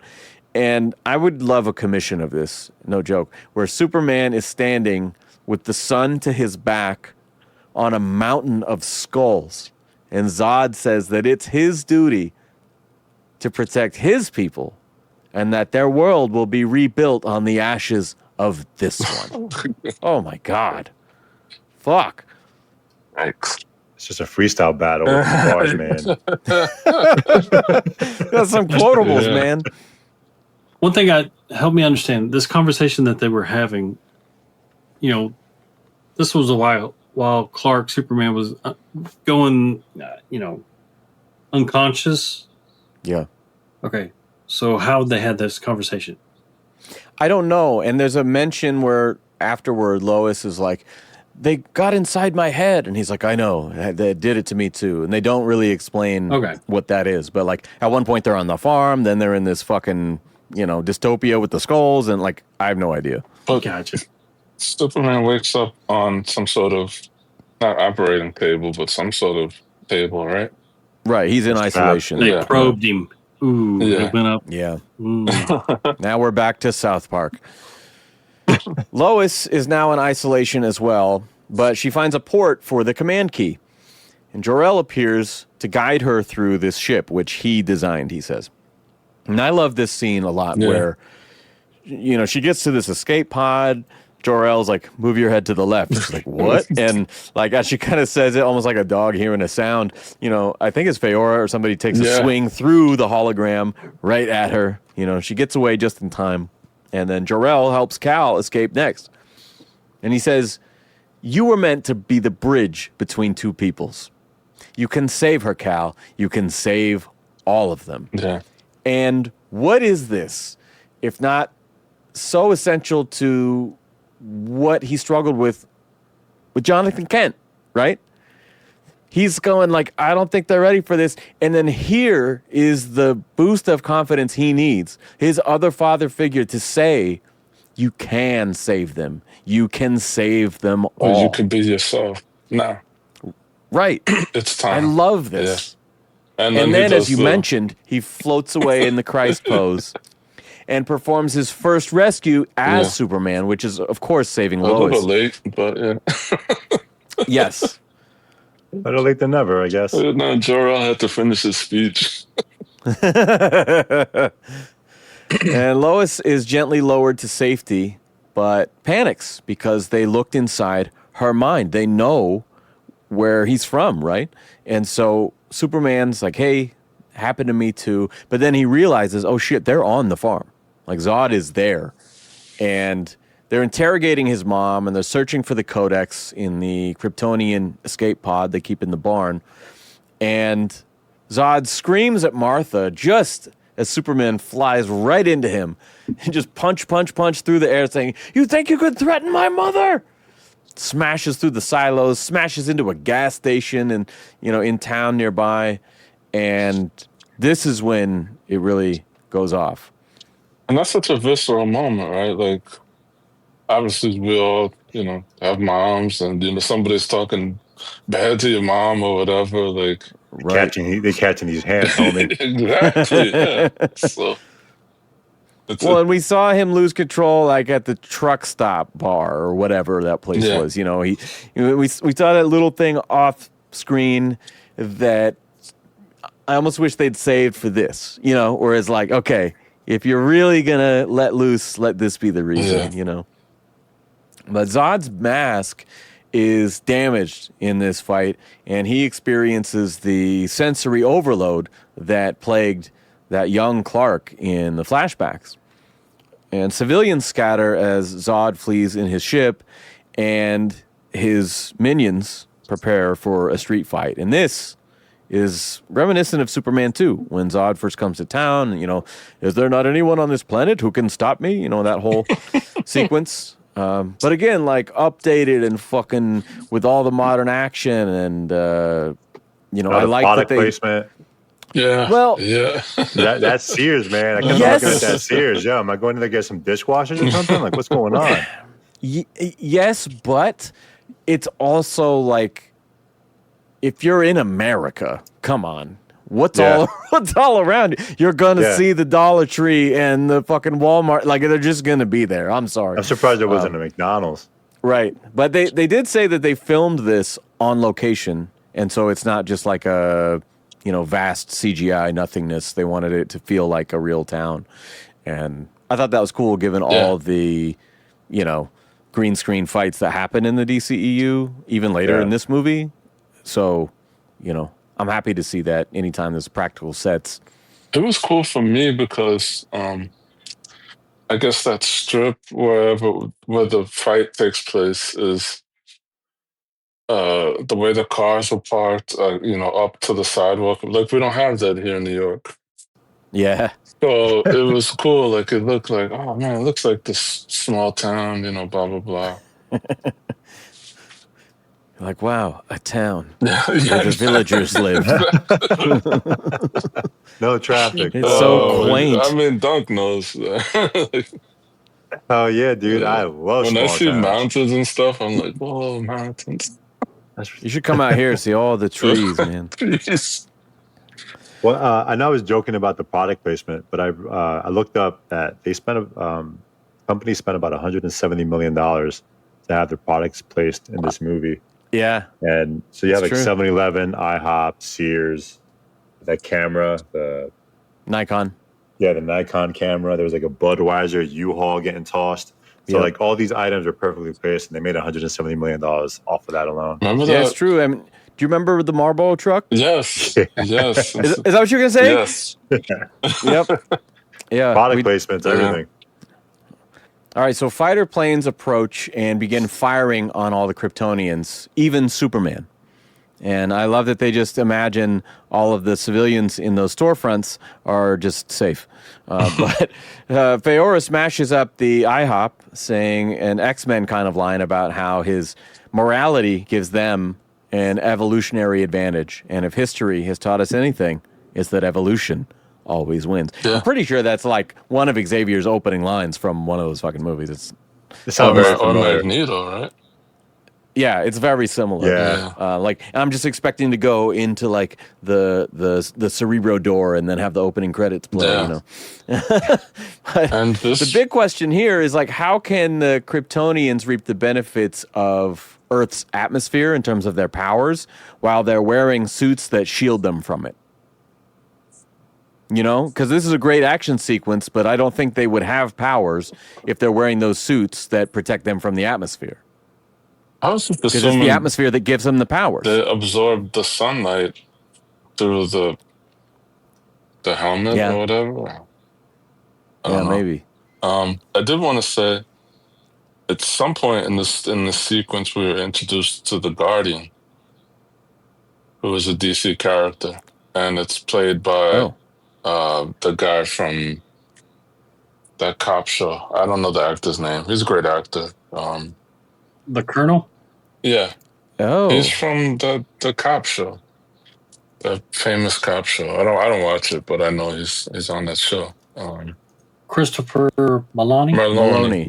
Christopher Maloney, and the Oh. Guardian. If you know you're Superman, and the I look don't. on your face is telling me you guys don't. The Nope. Guardian was like a superhero character in the Metropolis with the golden shield and the whole deal. Yeah. So they call him the Guardian, and while he's flying the helicopter. Yeah. That was a little, I guess, Easter egg type deal. Good catch. I don't know if future movies we were gonna get him or see him again. Well, I don't think so, because he kind of blows up later. Yeah, that's Might have just been an Easter egg for Grumps. I mean, they blew up, or did they go to the Phantom Zone? Oh, yeah, that could be. Right? I don't know. could be. Yeah, whatever. Anyway, it was cool. So Superman begins saving the fighter pilots as their aircrafts are falling, and the troops begin to understand he's maybe not one of the bad guys. And Feora draws a knife on the colonel and says that a good death is its own reward. And Superman knocks her out of the way, and then they throw a fucking entire train at him just Straight before. into the Sears, and then you see the dishwashers that I was Yep. And then a barrage of rockets come down the street, and they take out Feora. She's escorted back onto the ship, and they fly away. And the colonel tells his men that this man, Superman, is not our enemy. Yeah. And That Superman. was like a feel-good moment. It was. Even Yes. now, like the moment that happened, I was like, "Ooh, yeah, you guys Well, finally figured it out." I mean, the gun bullets didn't really harm the Kryptonians, but you could see that those missiles took some effects. So to your point that you mentioned earlier, they're not fully, as powerful as Superman, who's absorbed the sun and has, all the years of being exposed to the atmosphere and the yellow sun.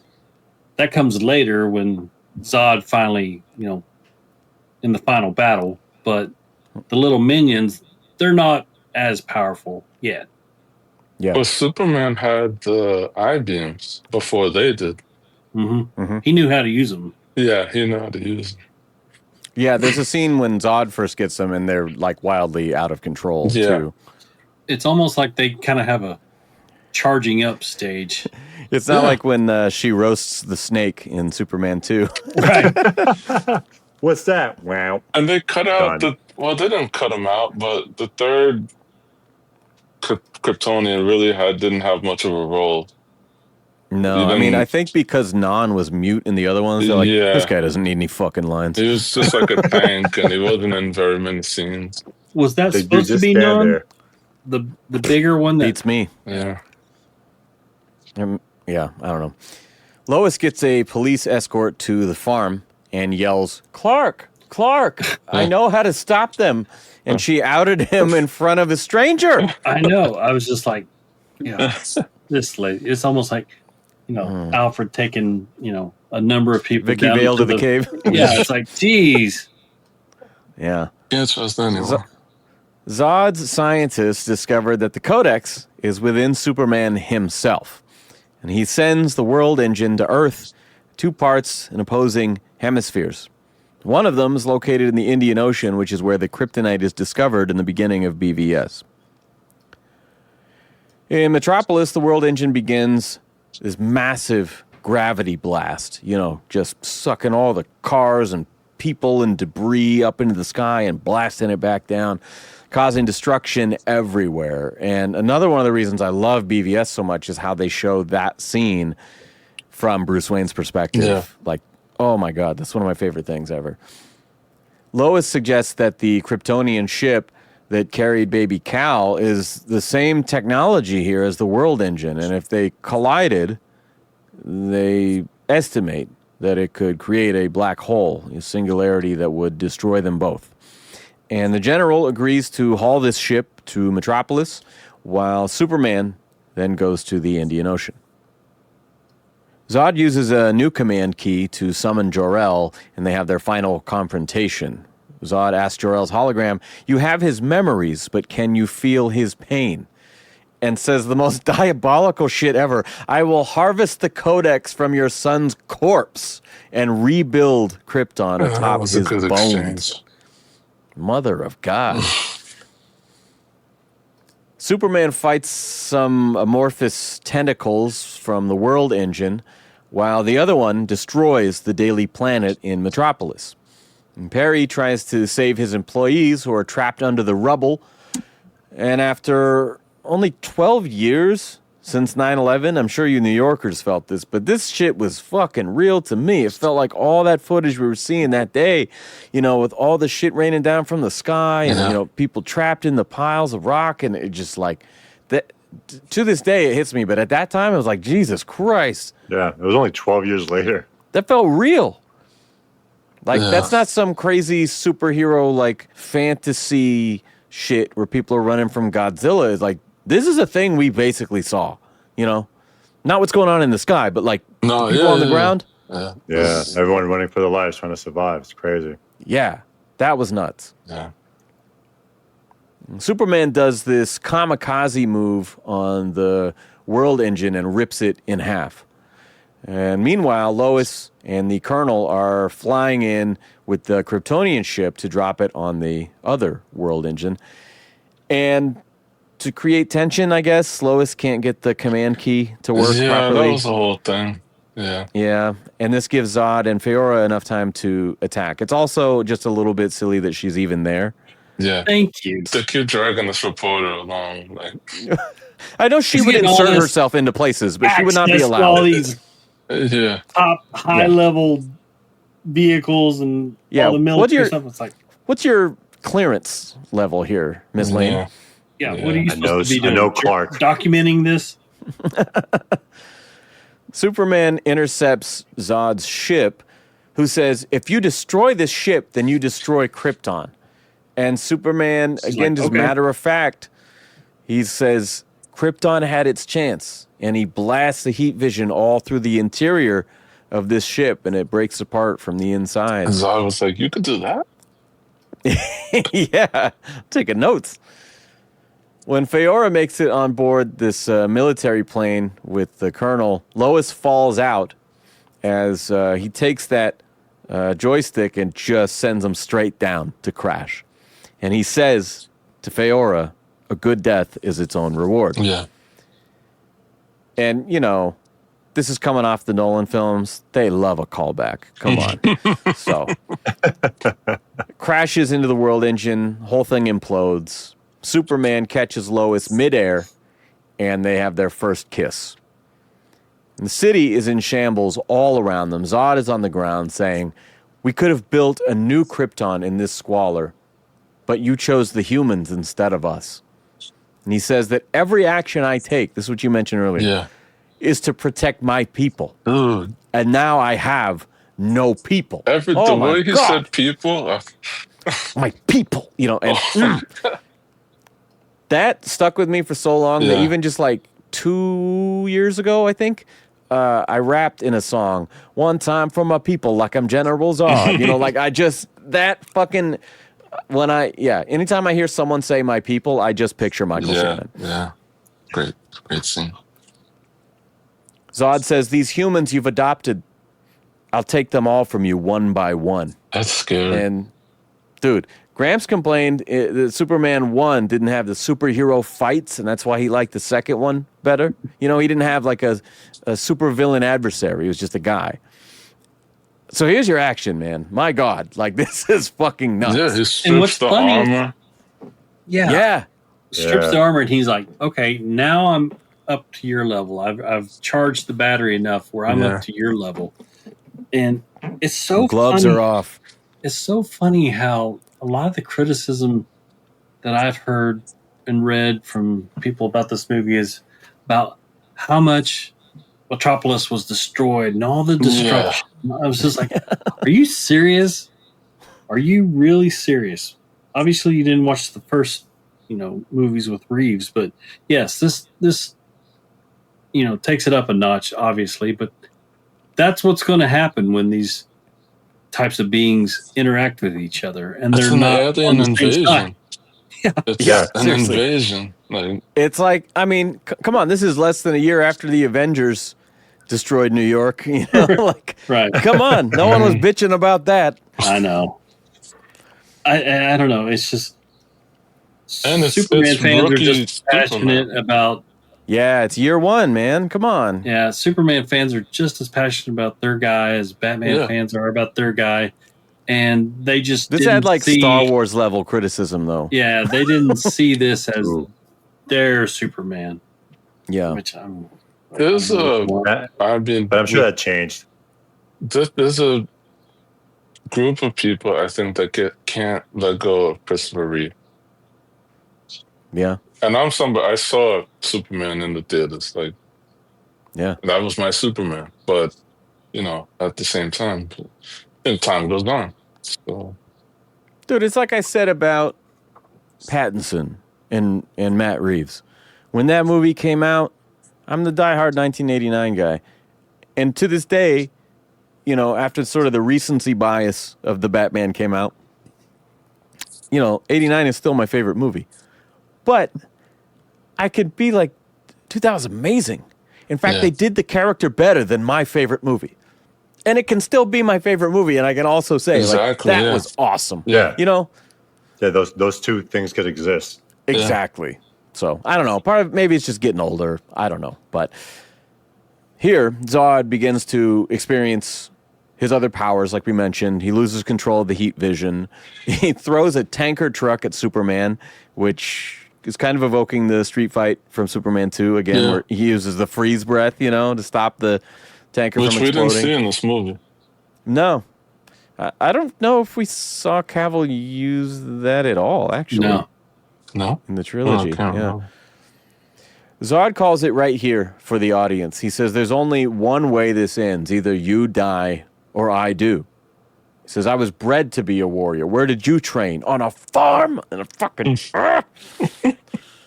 passion. Yeah. And they keep fighting in the air until they crash into Grand Central Station, I think, right? That's what it is? That's what it looks That's like. what's supposed to be.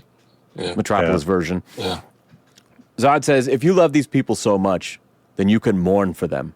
And That was tough. starts blasting. Dude, he's hardcore, man. Again, like from the beginning, Zod has this arc too. He began maybe misguided, but altruistic. He's trying to do the right thing in his eyes. But once his mission fails, he's just like, fuck you, Jor-El, you're dead. And then like, fuck you, humanity, you're dead. Like, you know, he has that turn a couple of times. Well, they explain it like, again, how the Kryptonians are created, you know, for the one singular purpose. Yeah. You're a farmer, you're a scientist, you're a military, and that's your purpose. And he says it here, I was bred to be this. Yeah. And so he's blasting the heat vision at the civilians, and Superman is struggling to hold him back. And for some reason, Lois walks in. I don't know. And she watches as Superman snaps his neck. And that's where you lost me. He kills his last connection to his home planet. And yes, this is the divisive moment for most people that dislike the movie. I think this is the thing. What is your alternate version of this? How does he solve this problem? A young, inexperienced Superman in this moment, trying to save people. You know, he watched his dad make the ultimate sacrifice, you know, save people. Like, this guy, what does he do differently? Well, he can fly, right? So why didn't you just pick him up and fly him out of there to save the people? And then, you know, they had created that vortex where the spaceship and all of them were going back into the Phantom Zone. Why didn't he take him there? Or... Well, that closed when... Did it close? When they did the suicide Yeah, I think that was just mission. an instantaneous thing, yeah. They collided and then everything just went... Whoop. So he was stuck there. It's like a turd going in reverse. It just... Well, he could have tickled him and made him laugh, and then... I don't know. I'm just like, yeah. I knew that question was coming when I was watching this afternoon. I knew that, and I just... No, that's good, though. If he decides to fly away with him, sure, I get that. You have to. Those people got to move, right? Like, get out of the fucking way. I know, they just stand there. It's like, dude, this guy's shooting lasers at you, and you just stand there. It's like that movie thing of, you know, the people run up with, like, they got a gun, but then they run close to get punched out by Batman or somebody, you know. It's like, just shoot him from across the room. You know? Or, like, if you're the 17th person ready to fight and, like, the 16 people ahead of you got knocked the fuck out, like, you're going to be the difference. That happens. Run. Yeah, in the nightmare scene that happens, Dave. They just, they're like feeding When we Batman. talked about that, That happens we talked in about this that movie on with all the the jet Superman planes Returns. That happens in this movie with all the jet planes still trying to blow up the ship. It's like, at what point do you figure, you know what, these missiles aren't going to work? Right. Yeah. This ain't it. This ain't happening. But, I think we need something else. But I think going back to that scene, I believe the whole movie we see Clark struggling with making decisions from a kid to obviously to this moment. And, you know, some, as we all discussed, some decisions were questionable. Yeah. And some of them were great. And then here's a questionable decision that was, well, I'll probably do the same thing. Because in your mind, you have to think, all right, this guy was in the Phantom Zone. He escaped that. And look at all this shit that he created. And what's the chances of it happening again if he escaped before? You know, I got to know. And at this point, he wants a genocide. At this point, his about it anymore. only goal is a genocide. This dude, right? the Which entire he's fight, capable like, of. Yes. And the entire fight, he's telling you, I'm gonna be the burden in your life, and you're gonna see all these people you love die and disappear, and I'm gonna be the reason of it. sorry, bro. Someone tells me that shit. I'm sorry. I'm going to jail. I'm going to jail. It's like so disappointing because it's Superman. So I gotta ask you this, Grumps, There's also Zack Snyder. because I know your favorite movie is, well, you could. Snyder doesn't have a writing credit on this. You could blame Christopher Nolan. He's got a story by credit. I mean, but I want to tie it back to him because Batman would not have let Ra's al Ghul die. But this is my that was my question to you because I know that's your favorite movie. Yeah. And just because I'm not going to kill you doesn't mean I have to save you. That he scene. would have tried at least. Okay, I agree. But at the same time, it doesn't sour either of those movies for me. I get the emotional stakes of this scene. Yeah. I think even more than the Batman Begins scene. Yeah.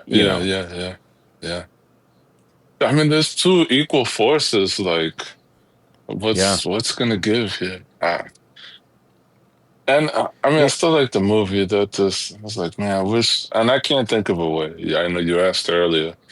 What way could he stop him? What way, How does that fight actually end? Like, maybe you could get around that moment, but how does it end? How do you stop this guy? With rookie Superman, you can't. Yeah. 10-year, veteran Superman, you probably can figure out a way, but. Yeah. So talk about, this is like year one. Yeah. Yeah. Plus, Lois was the one who ultimately, she had the plan to stop the world engine and shit. Like, all he's doing is flying through it and catching people. And, so like he's still learning, like the journalist that we see him become in BVS, I don't think he has that same intellectual level as some of his supporting cast does in this movie. He's still learning who he is, and that's the most consuming thing about him, honestly, is finding his identity. Well, he's the muscle, and these other characters are kind of directing him or forming him or whatever, Right. So in the epilogue, the general is driving through the desert when a surveillance satellite crashes into the ground. This is like the truck stop moment. Superman says, I know you're trying to find out where I hang my cape, and assures him again that they're on the same side. And this is where every time we watch it, I point to my wife and I say, this is you. Because he turns and he looks at his other officer there. She's got this smirk on her face. And she's just like, I'm sorry, sir. I just think he's hot, Yeah. But they're in the middle of the all desert the women. and she is soaking wet at that point. Yeah, I think that she spoke for all the female audiences that would then go on to bring Aquaman to $1 billion for some reason. At the Kent farm, Martha asks, what's he going to do when he's not saving the world?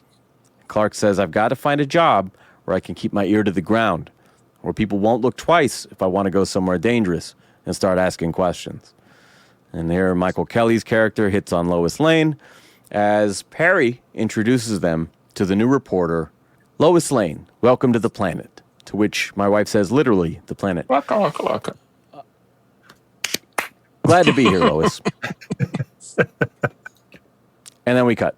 I think he missed a golden opportunity with as much destruction that he did in that city. He could have started, Kent construction and rebuilt that city just like that, made $1 trillion.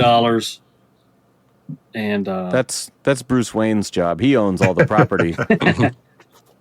Now, we saw a LexCorp vehicle in part of the fight. Yes. Yeah, I think it was the tanker truck, wasn't it? This movie doesn't show any Wayne Industry things. No. Pros, we don't see that until later. Sorry. Right. Pros, I gotta go. I gotta start it. Casting. This is an amazing ensemble. Like, each one of these people is a leading man, a leading lady in their own right. And I love when they can get talented people like Nolan did this too, where you can get this huge ensemble of like top tier actors who just want to work together, because it's exciting. Cinematography, score, I like that it follows a lot of beats from the original, but it still makes it feel fresh. It doesn't feel like a straight up remake of the original or something. And what a lot of people don't like tonally, I prefer actually taking this traditionally kind of campy character and asking, like Nolan did with Batman, like, what would this guy be like? What challenges would he face in our modern times, in this culture? And to me, that's a much more compelling story. Maybe it wouldn't have been when I was a kid, but growing up with this franchise and seeing all the different films in the order they came out, then at this point I was really ready for that kind of a take on Superman. What do you guys have for pros? Because I feel like I'm just gushing this whole episode. I think you got all the pros I have, because I can't add anything else onto it besides watching it 3 times in 3 days was like wow, this is still good. I'm like I watched a movie 3 times in 3 days, and I enjoyed it. I enjoyed it just now. I was just watching it with no sounds, podcasting. Wow, I'm like, holy crap, look how good that is. Like, just cinematically. I was DMing Jonathan from Red Sun Collectibles because he reposted our Superman Returns episode that he was featured on, and I said, I'm watching Man of Steel right now. I love this movie so much. Like, it just, even I think I was only a half hour into it or something, and I'm just like, yes, this is it for me. This is just my Superman, man. It just is. Superman, man. Yeah, I'm with you, Sammy. I know a few minutes ago I made the point, like, how Superman was new and they had all this, Clark and Superman were, both, watching their origin, and, he had a lot of guidance through the movie to get him to the point, at the end.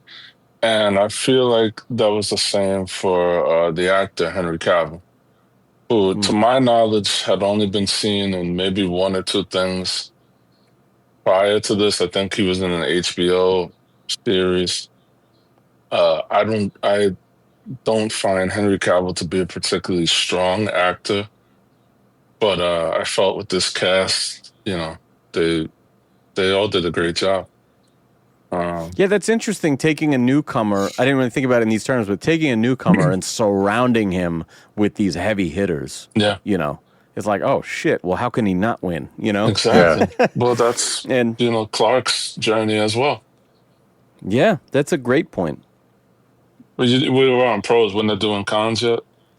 Not just yet. Gramps, do you have any pros to add? I hate Superman. Another Superman movie, 0 points. No, I think Cavill was the perfect choice for this role.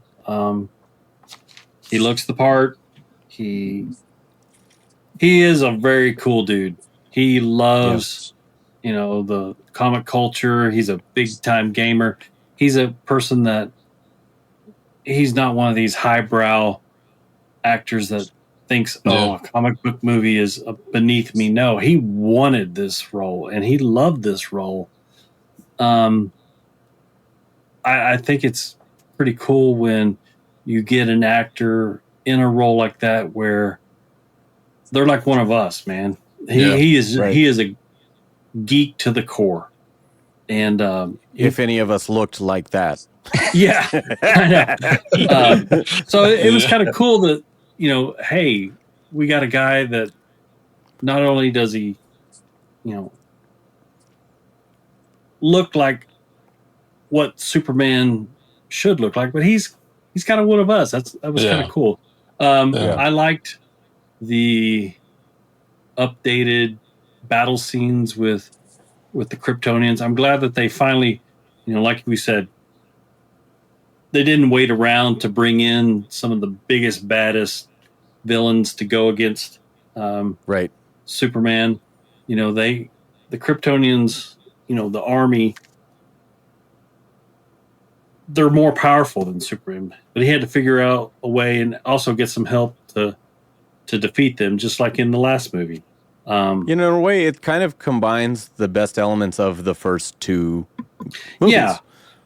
Have you seen that? I know it's fan made, but somebody did a thing, and you can go on YouTube where they kind of upgraded and updated the final fight between Ben Kenobi and Darth Vader. And it is amazing. I mean, it shows all the rage and hatred that Darth Vader has going up against Ben Kenobi. And I'm like, this is what this movie is like. This is like the upgraded version. You could tell David Goyer really loved 1 and 2 with Christopher Reeve. And he's like, you know what? I'm going to pick the best parts and I'm going to update it and I'm just going to go full on with it. So those are my pros. I liked Kevin Costner. Dude, he is so good. He's very pivotal in this movie. Even though I think Clark could have saved him from the tornado. If Jonathan Kent knew anything about tornadoes, he should have, because he's from Kansas. He would have got down on the ground instead of standing up there like a scarecrow waiting for the wind to blow him away. But, I mean, the overall message of the movie, I think, even with the neck snapping, was, I think it was, right on point. It kind of got the message across about who this person is, and was a good introduction to the, I guess, what we're calling the Snyderverse, DCEU. DCEU, right. It's interesting that, we talk about the neck snap and we talk about the Ra's al Ghul thing, because those are not only both Nolan, but both David Goyer. So they both share that sensibility, I guess. Well, superheroes aren't perfect. And sometimes when you're out of choices and you realize that person's going to be a bigger threat later on, especially he's already threatened his mother once. Now he's also threatening these people. He's going to go on and threaten Lois. He's going to threaten everything. He's not going to stop. It happens. I didn't have a problem with it. I didn't have a problem with it. It does make it more. Everything about this journey makes him more human to me. It shows that, in my point of view, it shows that even though he's Superman, he does have flaws. And there are moments where, he does have a temper. He just threw some logs through this guy's tractor trailer. He just threw this guy into a jukebox. he does have a little temper, and I kind of like that, because I hate a boring Superman that is just always well composed and always perfect. The Boy Scout and doing everything right. No, give me a little edgelord.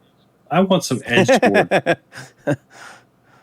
You said something a minute ago that I didn't want to derail us, but when you said, Cavill, he's like one of us, and I made that joke about his appearance.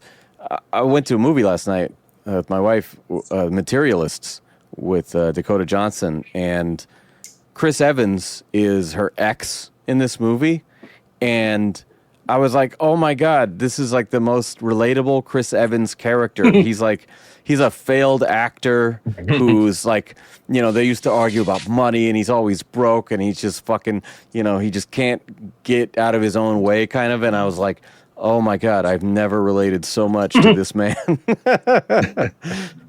All right. So cons, mine's very short. It's just the couple of sort of convenient for the plot moments, mostly like Lois moments of like, why are you here right now? Or, just those little things that I pointed out along the way. But I have very little wrong with this. What do you guys got? Same. Lois was just in some scenes where like, how the hell did you get in there? There was some of that spotty. That's about it. Besides that, I wasn't looking for anything wrong because the movie, I enjoyed it so much. Yeah. But you mentioning that as we talked about it, I was like, yeah, that was weird. Yeah. That's all I got. Real quick. Again, I think Gramps bringing up that point about Henry Cavill is again, and you Sammy commenting on his, appearance. The a beautiful man. Let's just get that out of the way. We know it's this. more it's more Superman, Clark, Kal-El bullshit. He's Henry Cavill, this famous actor, is Superman, and he's a fucking gamer. He wants to play these characters. He wants to play The Witcher, or he wants to Bond. play what's that game that he loves? Warhammer. He's a big Warhammer guy. Oh yeah. So it's more of that. I haven't watched this movie in a long time. I love it up until they wrote Superman into a corner. Right. I don't see a way out of it, and I just not That's a good way to put it, though. Not a fan of that ending. When it's something I've said before is that I don't like when you can feel the writing, you know. And to someone that disagrees with this decision on a character level, I feel like that's what it's doing, is it's taking you out of it to an extent and going, why did they do that? Not why did he do that? Yeah. Right. Because if there's another way for him to, all right, this is what the character chose, but you wrote him into this corner, and at least that's what I feel. Fair. That's fair. That's a good way of putting it, because like, what else do you do at that moment? Yeah. If they wrote it differently, they probably would have had a different option. Yeah. Well, I mean, and I've been thinking about that. What are the options that he could have done? Because he could call on Krypto. Well, they showed in the airship or the spaceship how, Superman was affected by the atmosphere or whatever on the airship, but the Kryptonians weren't. Yes. And, what is Superman's weakness, being introduced to kryptonite? So they could have kind of flipped the script there a little bit where, I don't know, maybe somehow they introduce a weakness that the Kryptonians have here in our atmosphere. That's kind of a very trope-ish thing with every alien invasion, where microbes and bacteria take care of any type of alien invasion, but that could have been true. Or even like the one weakness on the Death Star is like there's one secret you can do. There's one little flaw. Yeah, and again, it does make it. He could have gave him like an ultimate Snuggie and just really wedging that suit up.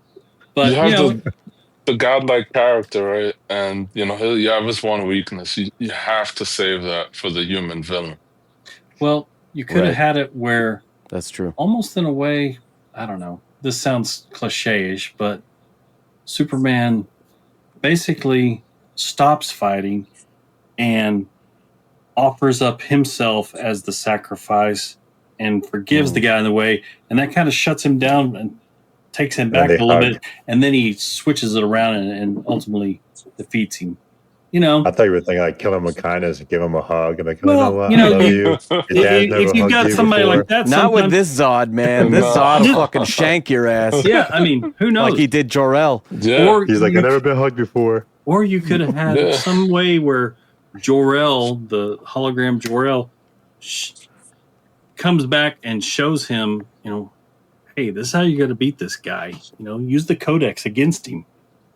Oh my God. I am not going to name which movie, but there is a Marvel movie that I saw not too long ago where they literally hug it out with the main villain. And I was so fucking mad. I was like, are you serious? This is. Oh, I gotta know. I don't know what it was. My God. Yeah. I'm not going to say it because it's like the end of a movie, but I was like, that's it? That worked? Oh my God, Jesus. Sometimes all you need is love. I think Dunk brought up a good point in a way.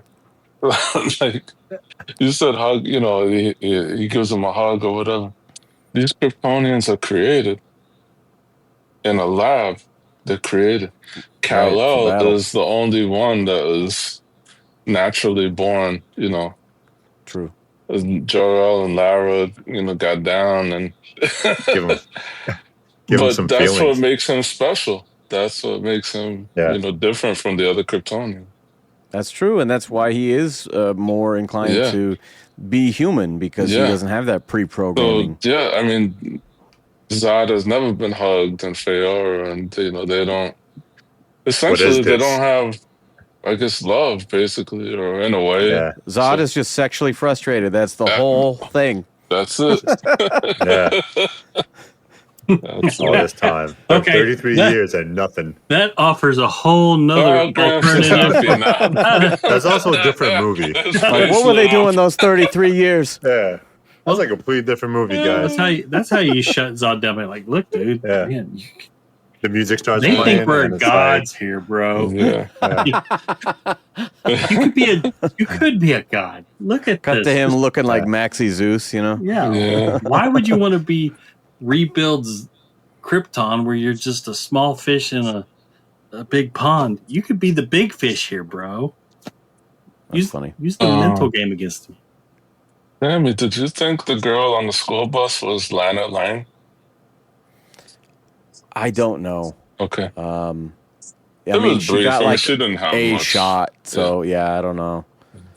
I want to get to rating. No question, it's a 5 out of 5 to me. I got no gripes really. So I'll keep it simple. What do you guys have? I'm kind of stuck with your score again. This movie is to me now what Superman was when I was growing up, but I thought it was. Right. Yeah. Because like when I watched Superman growing up as a child, it was like all these feelings of, holy hell, that's amazing. There's hope. There's all these great scenes, and you want to be Superman. You want to be the hero. And then I watched it now growing up, and obviously, we could dissect movies and absorb them a little differently. And it's a little more 3 relatable because he's a little bit fucked up, and we're a little fucked up, and we're a little screwed up, and luckily there's some parenting that help. But like Gramps said, if he's too perfect, I'm gonna stay on the 5 as well. And just for that one feeling, I watched this three times, and I just watched it in mute as we were recording, and I enjoyed watching just the scenes with no sound or anything. Yeah, I thought it was beautifully made, and I feel like the CGI holds up. Oh yeah, we didn't talk about that, but none of that fuzzy mustache nonsense. No. And how old is this movie? Right, it's 12 years ago, man. Oh, Yeah. 13? 2013. 2013. So 12, yes, 12 years, yeah. 12 years. I'm gonna go 4 out of 5. I just can't. The last scene kills it for me. Yeah. That's literally it, though. The other nitpicks and little things that we said, I don't mind. But the last scene, you're gonna get that in most movies. Yeah, and that's fine. Yeah. I have that with movie. certain movies. There's certain movies, like I remember going to see Long Legs after everyone was talking about it, and I was in love with this movie the first hour, and then it goes completely a place I did not want it to go, and I got so mad. Yeah, I'm with you. Yeah. Yeah. Gramps, what do you got?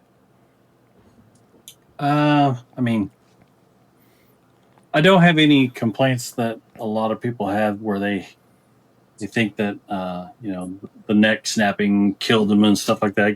Grumps is completely in the wrong about that. This is me in the wrong.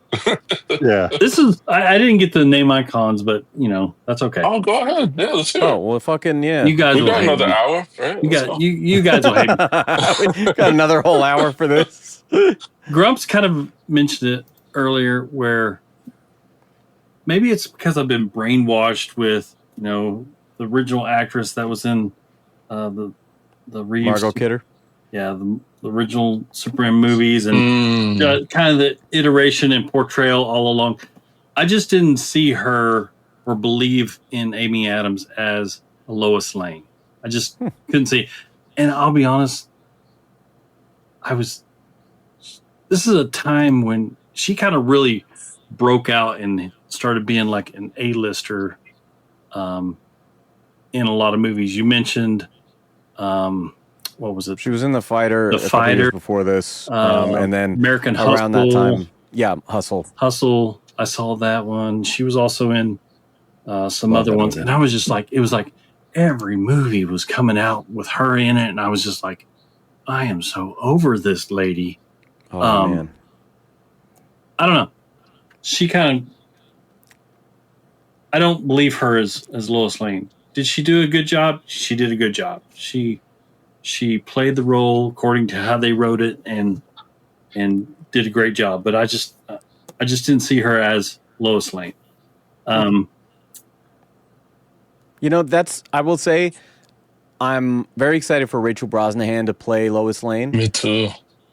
But there's something about some new superhero movies, and this Superman is a little bit like this, where I know everyone is really, really on board, and I'm open to it. I want it to be good, but I'm looking at the clips and the photos and stuff, and it feels a little bit like a guy cosplaying Superman, if that makes sense. I know. It makes sense. It makes a lot of sense. I feel the same exact way. It's Like when I saw Cavill in the suit, it was just like, yep. And then when I see this guy, it kind of feels a little bit. I know people like that that TV show that was on with Tyler Hoechlin. Is that his name? Yeah. And I felt a little bit like that with that guy too. I'm like, I don't quite see it, but all right, and so yeah, I'm just hoping they prove it wrong. But I'm okay, Gramps, with what you're saying, because I know that sometimes there's just that intangible thing of like, I don't know what it is, but I can't quite put my finger It's on just this one. Personal preference, and it's just a small thing. I'll give this movie a 3. On the Ben Polanski scale, that's pretty good. Yeah, I think coming from Gramps, that's a good score. That's pretty solid. Everybody knows that I am not a Superman fan. Okay, if you don't know, when it's in your top 5 of all time. Here you go. If you don't know, for one scene. If you don't know, now you know. Now you know. Sorry. This being the 4th Superman movie we've reviewed this season. Yep. Just 4 too many. Yeah. We're almost at 100 episodes. How many Batman movies do you think exist? We did them all before you joined. There's not enough. Yeah, we need more Batman. More Batman. By the time the Rob Pattinson sequel comes out, we'll all be in our graves. Keep on pushing it back. I'll come back for that one, Sammy. Resurrect me like the Lazarus pit. I do have some random statistics that I pulled Go up. for it. So Ben Affleck was offered to direct this movie.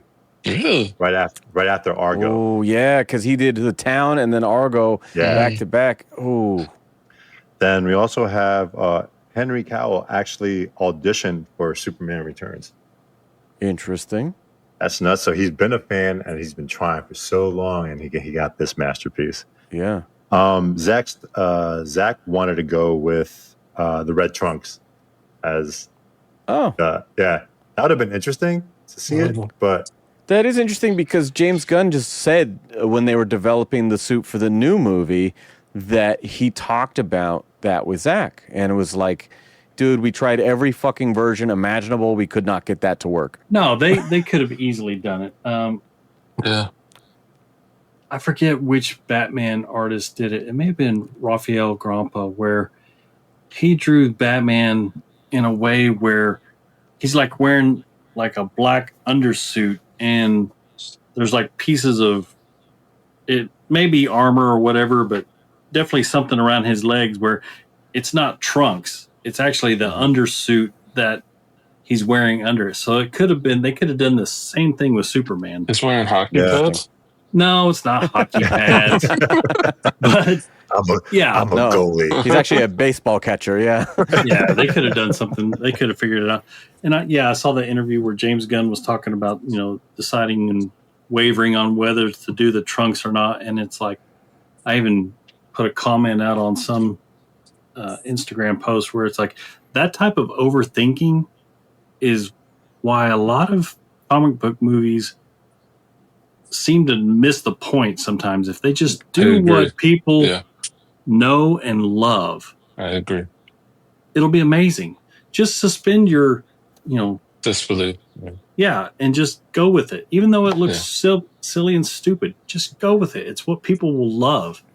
And I think they made the right choice. That if you are consulting with your costume designer, I think it is that person's job to have drawn up a lot of different possibilities, so you can talk about, like, just as a musician, when I'm working with the graphic artist for my album cover, or if I'm working with the mix engineer, I mean, I think I went through 6 different revisions of the mix on my album I'm finishing right now for my band, and that is part of it, is you have to spend the time to go through that nitty-gritty shit that no one wants to do, and go through a bunch of bad versions of things until you get to the version that you go, oh, that one, And sometimes if you don't have that immediate, like, response, I used to say this when I sold guitars, people be playing for 2-3 hours in the store. I'd be like, dude, if you didn't know in the first 30 seconds, don't buy it.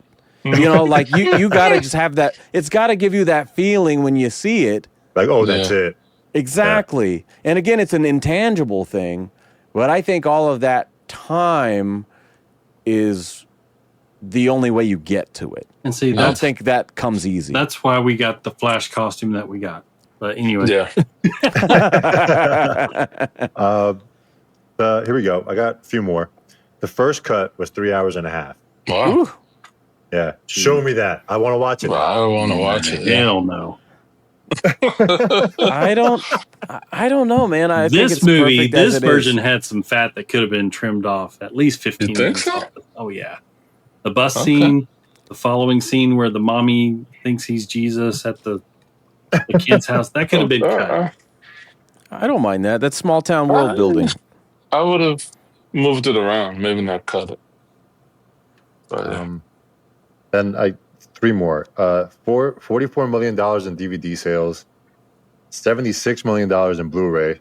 Sammy probably did half of that. Or you buy your fucking Blu-rays, dude. Well, And does that include the 4K? Yeah. No, I couldn't find 4K numbers, so we'll see. Maybe and they'll the lump in. The last thing I got was Henry's idea to have the chest hair. He went all Neil Adams on him. I noticed that, and I was like, dude, come on. Here's another fun fact. Amy Adams was in Underdog, the movie. I love Underdog, the cartoon, but I don't think he needed a movie. Yeah, I did not know that was a definitely thing. didn't see that. I guess we're not agreeing on that one. Sorry, everyone that wants to hear us talk about it. All right, that is our show. Thank you guys so much for listening. And, I've noticed we haven't had any Apple Podcast reviews in a couple of years. So, if you like the new gang, we've been doing it for, a year and a half now? Come on, show some love for the new crew. So, we've got plenty more up the sleeve. Books about Poison Ivy, Bane. We covered A Lonely Place of Dying. We might even go into some Batman Beyond territory for, I believe, the first time on the show. So we've got plenty more going on, but it is the summer of Superman. The new movie is out, so we will return for another Bat Fanatic Friday, doing a hangout episode, less of a scene-by-scene breakdown, but more of a discussion about the new movie and our first takes. So stay tuned for James Gunn's Superman.